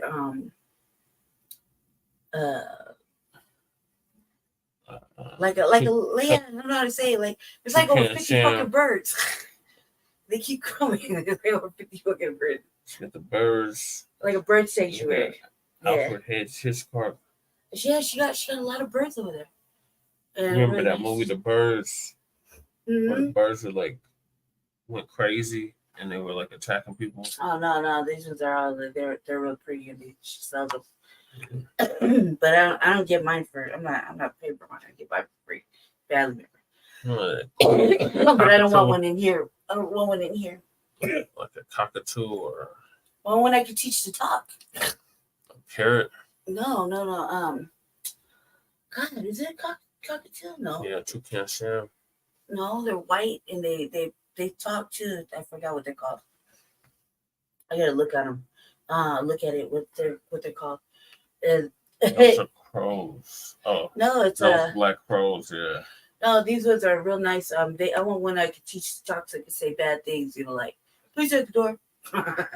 Yeah, you want fuck the law. You want a parrot. No, I think it is a cockatiel. You want a parrot or a cockatoo? Something like that. I think it is because my boy had one and that fucking bird stitched me out every time I saw me in the house. It stitched me out and then tell the dog off too. Tell the dog off like, you didn't see her? You didn't see her? You didn't see her? You didn't see her? And then my friend's mother would be like, get that damn girl in the house again. His mother was majorly racist. Majorly racist. The cocktail would be like, black girl in the house. Black girl in the house. Every time it saw me, you know what I mean? And I was like, how the fuck does it know? Like, it's just like I was like, did you teach that bird to say black girl in the house? He was like, yeah. I was like, you fucking stupid. I was like, how the fuck did it? I was like, this motherfucking bird came out racist. It wasn't saying that shit, but last time I seen it, when we got its cage, now it's racist. They just said black girl in the house, black girl in the house. And it tells the dog, you see her? You see her? You see her? You see her? That dog be terrorized. And then tell it like the mother be like, upstairs. And he just repeated it. I was like, this motherfucking bitch ass motherfucking bird. Be telling on me and shit. Like, why are you teaching all these things? He's like, because it's funny and it makes my mother run up and down the stairs looking for you. And I was like, why? I was like, she hates me. I was like, she hates me. She's like, she's one of the Irish white women. You know, she's like, she's telling him it was never nothing like that. And she's telling you are not mating with that black girl. Yeah, and then look how fair I am. I was like, God damn, I'm not having no black babies in here. The Irish line. I was like, what the fuck? I was like, look how light I am. You know what I mean? Like, and I was like, this way, but they see me. You know what I mean? They see me. That's all I can say about that. I was just like, damn. And he's like, it just makes my mother laugh. It makes me laugh because she's racist. And I'm gonna go down there and tell her to make me a pie, and I'm gonna come right back up here. I was like, God damn, like that bird was constantly snitching on me. Constantly, I was like, one day I walked past it, and when the mother and father weren't there, and I was like, I'll put you in a pillowcase, you can go for a ride. I said, pillowcase? Pillowcase. The bird would say no. The bird would say no. Pillowcase? No. Pillowcase? No. How about a fucking hammer again? No. Open door? No. And when a bird was smart, they learned so much. They had like 50 words or something they could learn. He put it together, he stitched me out. I was like, damn it. He did. That bird stitched me out every fucking time. I think it was a cockatiel. It was white, and he called it Mr. Bean. Yeah, they have white ones. Yeah, he called it Mr. Bean. Oh, yes. And I was like, that motherfucking Mr. Bean right there gonna wind up in a pillowcase in a ditch. I guess the last motherfucker you need, the police brought her upstairs. She upstairs. She said cockatoos can say a few words. Parrots are the snitches. Yeah, that's true too. I had a friend that had a parrot. I was like, this motherfucker right here. And I think too, it's not funny when you give them to racist people. That's any animal. Them motherfuckers, is it wrong for me to teach you racist things? That's just like when them racist white people with the goddamn dogs. Hey, I would teach my dog to bark at the police and shit, like I did when we was homeless. And they started barking at me, and I said, "Get your racist ass dog." Yeah, I had somebody's dog for a little bit when they were sweeping us. Yeah. And it was like, you bark at the police, I'll give you a peanut butter sandwich. Every time the police come, you bark at the police, I'll give you a peanut. That dog was like so smart. I was like, police? Like that? Peanut butter sandwich? All day, you know? That dog was like, down. Because the fucking police, man, you know, like when we was homeless sleeping on the street, fucking police come to sweep us, and they know damn well they have nowhere else to go. Yeah, they just come to shake the tent, and then they, you know, people have seizures. There's people out there that have seizures, and they put their motherfucking shaky ass flashlight on that does that pulsating light, and put people in seizures on purpose. That's what somebody needs to really talk about, because they like to do that that damn flashlight that pulsates. Yep. And they like during you say any of the protests on the college campuses, there would be a person holding a flashlight with that pulse that does that, just to intentionally put someone in a seizure. And that does happen. There's people that can't look at like the fucking police lights or anything like that. I've seen it happen. Like when I was homeless, I've seen it happen a couple of times. Rashad, my boy Rashad. Yeah. He had seizures, and we were camping near each other, and I was holding down the camp like always, so that, you know, everybody could move as they just piddling around, right? Yeah. And there was like 4 o'clock. The buffer came with the pulsating light. He had a seizure right there, and I was like, "Oh my god! Like, you did this on purpose!" And he just kept on pushing. You know what I mean? Yeah. And one seizure leads to another seizure, leads to another seizure. When you're homeless, you don't have your medicine, you know, so you can't really stop it. Yeah. I was like, Jesus, man, I can't. It took me like fucking 2 hours to get him to stop, get him over there to St. Francis. Then he had another seizure, and I was like, man, fuck, call the ambulance, dude. And like, I can't get him any further. You know, I can't get him to stop because he didn't have his medicine. Yeah. Just like stupid face had seizures back to back. He didn't have his medicine. So like LaDonna. Yep. Sound like my grandmother. She said, true, including some video games. Yep. Can cause seizures as well. Yeah. It's really serious. But thank y'all for staying up late with us. Yes, thank you all. Thank you very much. We did a really good job with Justin. A really good job today. So yeah, tomorrow I'm gonna do the RVA in the midday before we do part 2, because we have part 2 is Frontline Black News. Yep. And I already got my topics written out, so I'm trying to do better, because as soon as I get my wait for my tax money to come in, so I can boost all 3 of our programs real quick up, so that we can get we usually go live at 10 p.m. Mountain Standard for Frontline Black News. The RBA is no real set time. Yeah, the Revolutionary Agenda goes off of it doesn't matter. You just got to sub up to the Revolutionary Agenda, and then you'll see when it goes live, because I'll be intending on doing it, and then sometimes I do a lot of research before I just put a queue together. She's still working on her podcast. Yeah, are you? Yeah. She got a podcast? She's working on it, and she said, "I do my best work around this time." Oh, okay. Oh yeah. I'm a night person Yeah, too. this is usually around our time. Yeah. I do my show usually at night. I used to do it early in the day.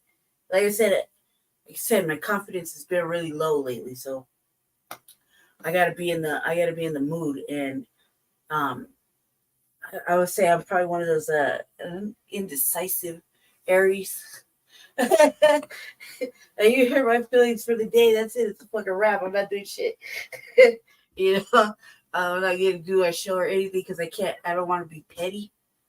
And I have that one of those character flaws of being petty and angry and stuff like that. So I don't want to drag that out into my programming.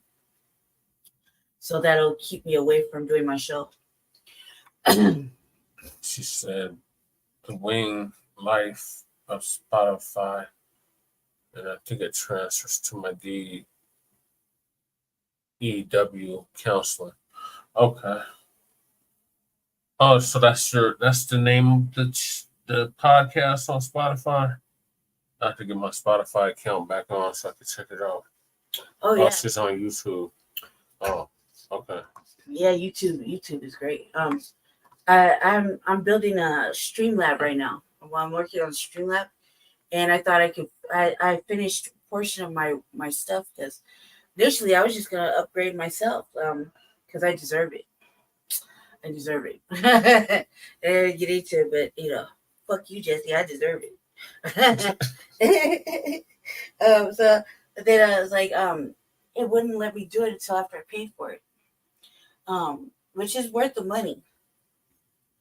So it wouldn't let me use some certain aspects of the Streamlab. So that's cool. She says she's gonna keep it in her planner, keep the time in her planner. Yeah, it's 10 o'clock, so Saturdays, Sundays, and Mondays. TWI. I'm about to sub up if I haven't already. I think I subbed up before. Let me see. GWDEW. Yeah. You have to sum up to the revolutionary agenda because I don't have no guests. I just be going super hard. I do. I went super hard this last weekend, or I think I did it the day before yesterday, and it touched on the 2025 project, like the last 25 minutes of my show, I believe. And that shit hurt my soul. Oh, okay. She's got it off the ground. So you are live? You go live? She's already done 8 episodes so far. Oh no shit! All right, put it down. Or send me the link to it so I can do it. Okay. That way, send it to me a messenger. I'll sub it to your show too. I'll have Jesse send it to me right now, and then when he gets out of my chair in front of my computer, I can go do it. Yeah, but they sub it to the revolutionary agenda. I was thinking that because I feel like we need to be alert about what's going on. And like this last time, I was talking about migrants. I think I spent the whole show talking about immigration and the migrants and what's going on here in Denver with the migrants. And I was going to go and touch on some homeless stuff, but instead I just stopped right there after reading the 2025 project because it led from TD Hip Hop. Okay, I just subbed up, sister. Mm-hmm. And Lady Shea will be subbing up here shortly once. Yeah, but it'll come on. I'll sub up twice because we got a couple of sub up under the seduction doll and then the revolutionary agenda. Yeah. So yeah, because I feel like we have to build each other's numbers up. And what I'm going to do is a Black collective for us. I want to get. What I'm trying to do is I'm proposing a little thing amongst us StreamYard users, where we all get together and throw in a couple of dollars and get a bigger platform package, and share in it, and that way we can access everybody's people on everybody's platform. So that's my my goal. And so far, I'm just kind of. We have a lot of friends that are doing podcasts and broadcasts via StreamYard. So, we should be able to do this Black collective. I want to do a Black collective. And I want to be encouraged everybody to do it for like a 3-month trial of working together. She says she would prefer to go live though, and she says it stands for do expect work. Yeah. DEW. And then she said, "When's your show, Lady Chan?" I'm gonna do it tomorrow, or actually tomorrow morning. What's tomorrow? It's Sunday, tomorrow. Monday, Mother's Day. It's tomorrow, Sunday. I'm doing it tomorrow. So later on today now, because it's already almost 2:00 in the morning. Probably like in 12 hours or something. Yeah, I'm probably gonna do it around 9 or 10 o'clock in the morning, Mountain Standard Time. I don't know what state are you in? She is in California, if I'm not mistaken. Yeah, like around 12 Mountain Standard Time. I just gotta twist my make sure my hair stays up right now. Just kind of unwinding. Yeah, she said that sounds great. Yep, I'm gonna go in for a little bit. Do a couple, maybe like a 2-hour show. Try to keep it down. Jesse's always giving me shit about it, and yet, he was like, "You did a 5-hour show," and I'm like, "What's the difference, guys? You did like 3 days." It's been a 10-hour show. I did because I didn't realize it's 10 hours, to be honest. She says send her a DM, please. All right, I will. Oh, she's here. Oh, I'm sorry. My apologies. She's here. Yeah. So I was talking about the migrants here. I was talking about the migrant stuff here on my show the other day. Yeah. That's right. She's here. She's here in Colorado. She's really. You can send it to her. She's in Colorado. Oh, I gotta send her a link. You're right there. Yeah. Oh, you're right there. Yeah, she's on Facebook too. No, you're right there on my computer. Yeah, but you can do that when you get over there. Oh, so you know what, Jesse? No, on from the channel, the actual channel. Yeah, she's from California. Yeah, I'm from California too. I was like, yeah, I was giving him that work. I was like, Mayor Johnston be lying to us. Man, and that's I don't know. You remember when Jesse ran for mayor, right? So when Jesse ran for mayor, it was hard. Shit was hard. We were getting every fucking amount of negativity, and now it's not gonna be like that this time. Right. We're not gonna allow that. We're not gonna allow that now that we know what we know. You know what I mean? Right. And we're trying to change. We're not trying to change. I would say this, that because he's running for the seat he's running in, we have to control some of the things we say to a certain aspect because, God, man, they are ready for motherfucking militant. Right. Or like Jesse all day, like the way she said, "Don't get her started on the migrants." I know. I was going in. And he lies. It's all lies. And Jesse said it. He said it was gonna be the same shit, different day. And in fact, it's even worse because I said that he's basically creating homelessness. And he said he wasn't going to, right? We knew, but me and Jesse knew. We knew he was gonna do it because he's the devil. So we were like, She said, "I sure do. I watched the BS going on." Yep. So I remember, like, Jesse ran. When Jesse ran, we have gatekeepers in our in the culture, right? And we have gatekeepers here that play kingmaker and they do some other shit, and that right there is what we have to avoid because they are not. They want to think they're the kingmakers, and they want to fucking not let Jesse rise. And that's not gonna happen this time. And we have to control ourselves because we're like, we're so quick to call motherfucker a cracker. Yep. They're so fucking quick. Don't let it be in person. It's even worse. You know what I mean? So it's so quick to call over that. I've been on my Dr. Kelly Muhammad shit all month long. It's gonna be like this until election day, because I feel inspired and empowered. Like I've been feeling it lately, especially when they're talking about when they disrespected our sister Vicky Diller at the cultural center. Okay. Yeah, they disrespected her. I was like, oh shit, man, what you talking about? Like you acting like you don't know what the Black Holocaust is. But let me inform you. You know what I mean? I've been on my Dr. Kelly Muhammad activity lately so hard. It's been ridiculous. And just like, oh my God, I wish you'd stop. I was like, I was walking around. I was like, because I saw Jesse's like, I told her one day, I said, I saw you in my dream talking like this. And go there and give him a speech just like this. He said, no, don't do that. Yeah. I was like, I saw him giving I had a dream that Jesse was like standing at this podium and he was giving the House of Speech, because if you ever watched them House, that was the worst part about it. Sister said the people I thought who was going to support you did not. Mm-hmm. Right, because they were playing Kingmaker. And my brother was like, he you know what it is that we think when black men see younger black men, they're supposed to be encouraging. Right. It's supposed to be each one teach one. Mm-hmm. You got an elder, because he is an elder, on some old whole shit, not being like, oh, look at this young brother that got roots in the area. It's not remind him too much of what he used to be.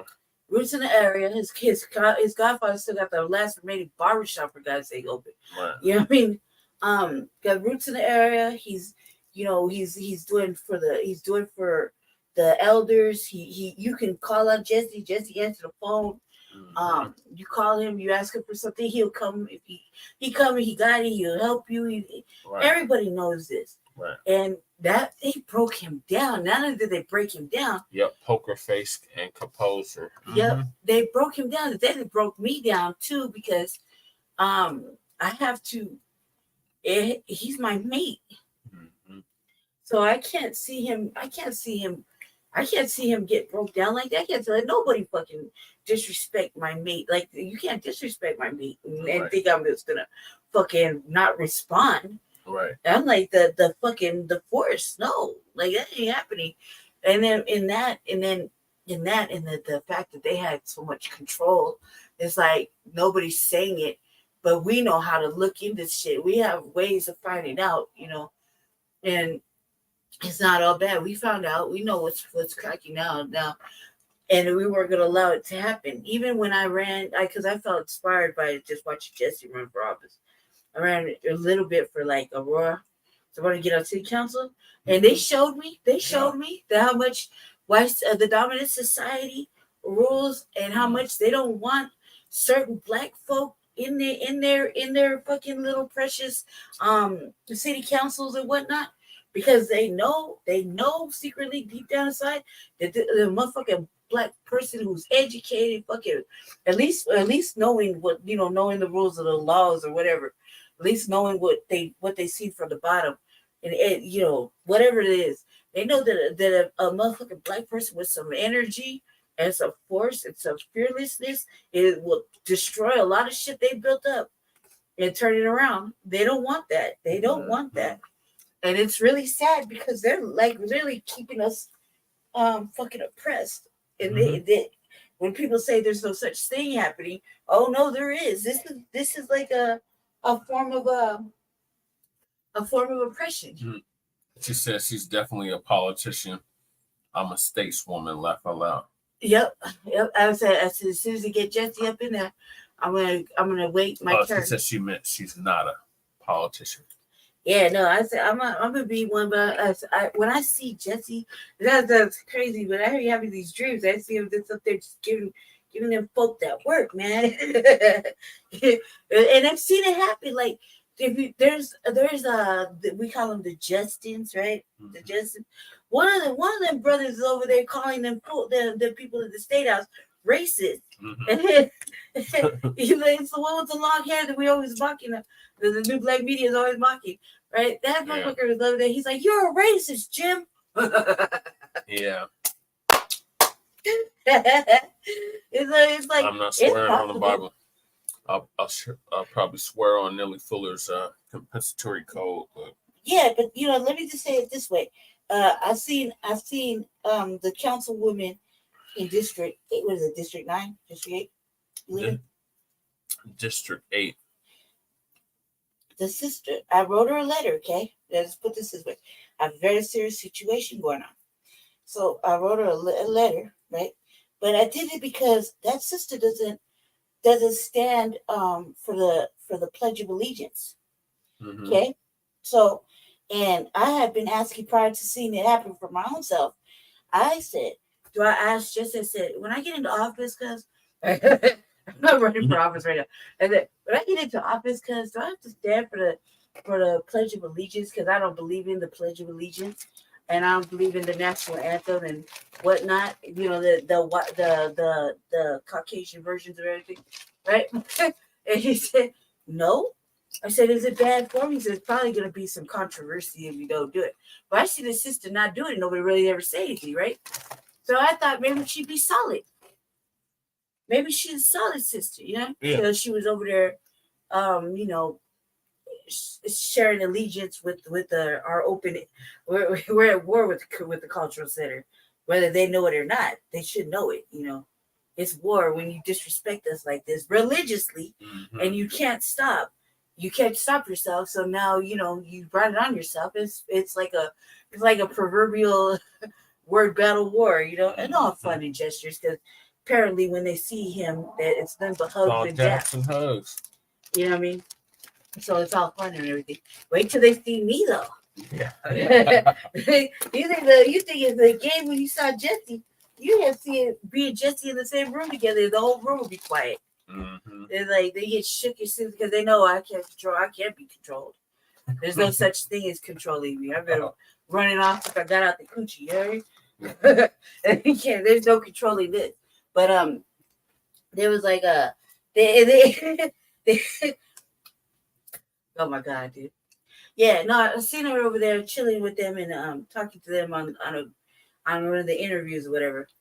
I wrote her a letter and I said, please don't. I want to pray that you're not like them. I want to pray that you're not like them and that you're just gonna just return my phone call because it's very important what I have to ask about, what I need to say. And can I get an appointment? No. Can I get an acknowledgement? No. And I even sent it through the office, through their appropriate channels, her and the mayor. So I know that it's some bullshit. I know that when me and Jesse went down to city council in person, it was just two of us there and a lot of police, right? Mm-hmm. Just normal. I've seen the same broad go outside and comfort migrants and Palestine protesters and whatnot, be out there like an ear to the people. But when you got your own folk in front of you, and there's only two of them talking about some serious shit, we can't be talked to. And that's what bothers me. That's what bothers me because I will put my people, speaking Black people, first before anyone else because they're in my community. They don't migrate to another community. They're right here. Mm-hmm. They didn't pick up a protest just because it was convenient and they went outside and bought a motherfucking a Muslim scarf and put it on and decided to get real fucking Palestine protesting. No, these are motherfuckers that live in my community and we see them all the time. So I would make fucking time for them while they're there. I would not turn my back on my fucking community first. It would be them. They're fucking Black, just like me, and they're right here. And plus, you're overran by nothing but new Hispanic fucking people. They put their people first every fucking Monday. They don't have a problem putting Hispanic people first before anybody else. So I felt like, in my heart of hearts, my opinion is not wrong. I seen it first, and I haven't really said that out loud to anybody, right? Because I don't want anyone to get the wrong idea. I know I'm not wrong because I go off of what I've seen and experienced firsthand. But I feel like everybody should be a free thinker of their own volition to make their own opinion. That's not a free think zone. That's Right. a free coon zone. Right. But I feel like you should be able to think for yourself and develop your own opinions. Yeah. You know, personally, like I won't listen to anybody say, like if I never met someone, oh he's and whoopty wham, and I'm like, yeah, okay, cool. And then I'll meet that person and I won't. I just meet them like brand new. I won't. I let them, I let them live until they can't live no more. I gotta give them the benefit of the doubt. Yeah, because it's not. Yeah, I'm a free thinker. I really am the definition of a free thinker. I am it. I can't be coerced into thinking whatever and then change up because I free want coon zone blocks you. Oh yeah, he did block me because I said Tay Anderson was butt broken. That's the time he muted you. And he blocked me. I think he blocked me from then, right? I can't go into the cultural center without Jesse, even though I went in there first time. If they literally ignored me for fucking hours. No, at least the whole show, and then I had to wait another hour to make an appointment when I was trying to run for council, just to tell the people what I was up to. And yeah, you gotta reach in. He said reach in. That's what he said, Jesse. Mm-hmm. We reached in technically, which is a little bit overkill. I said that when I tried to run 9 fucking times, and that's a bad look for that man.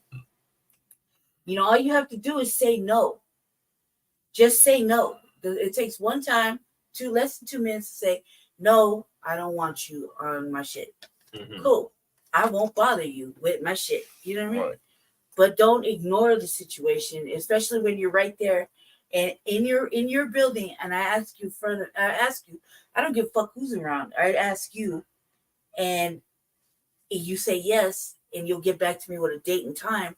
Then I expect you to get back to me with a date and time, because I keep my word. That's all we got nowadays is our word. Right. Then it was working out. That's good. There you go. I'm gonna go ahead and send you a link or a thing to the channel, and we're gonna go to bed because Jesse got the fucking food bank tomorrow. He has to go feed nutritious food to the elders. Yep. How do you say nutritious fruits and vegetables? Yeah. Pretty healthy food to the seniors. Yeah. Value Square in Northeast Park Hills. Huh?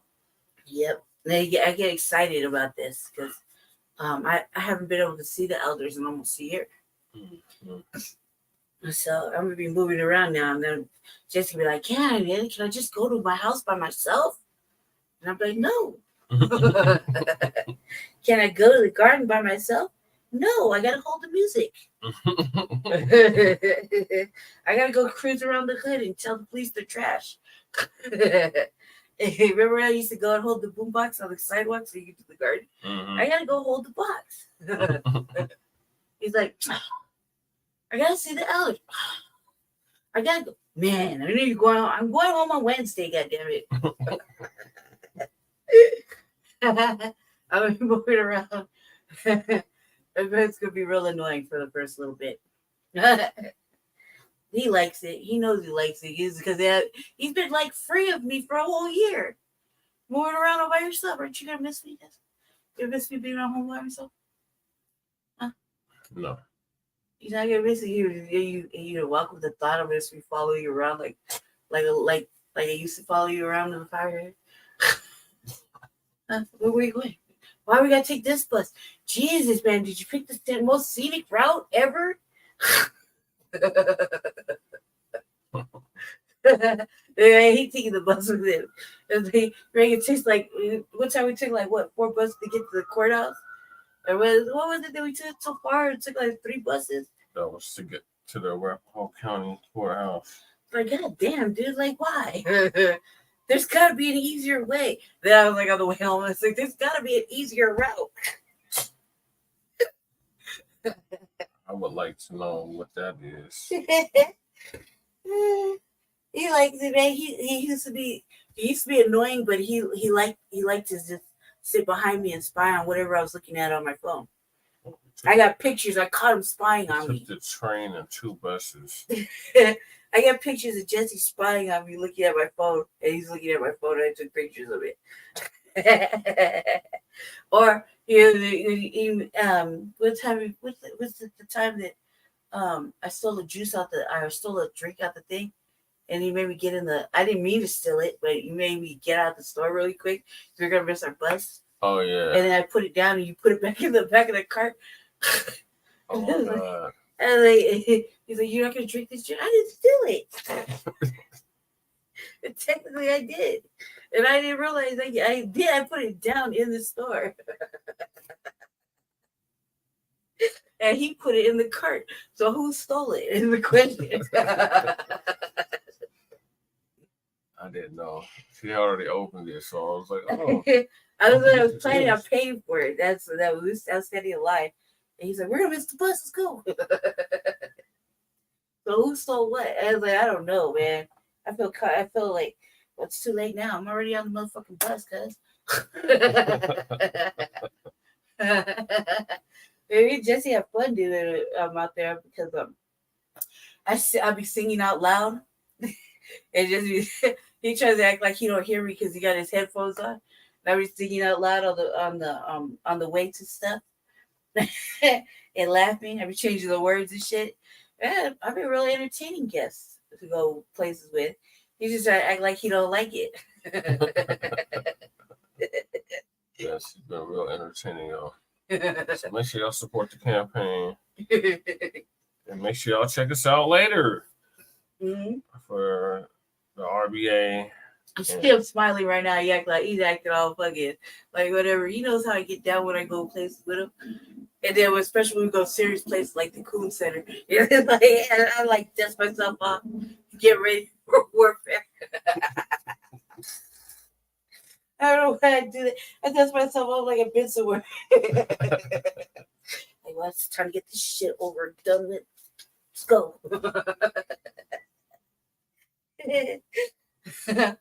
Okay, come on. Stop laughing over there. D said, "Hey, you two lovebirds, I'm gonna go get back to work. I will talk to you soon. Okay. So, wealth to you both. Oh, thank you." Yes, it's to you too. Shea.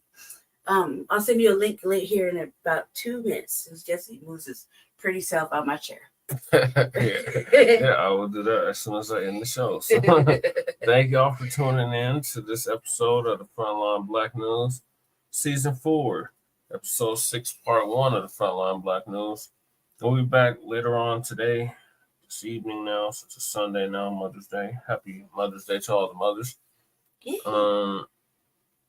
Yeah, so we'll see y'all then. In the meantime, make sure y'all like and subscribe to all of our platforms.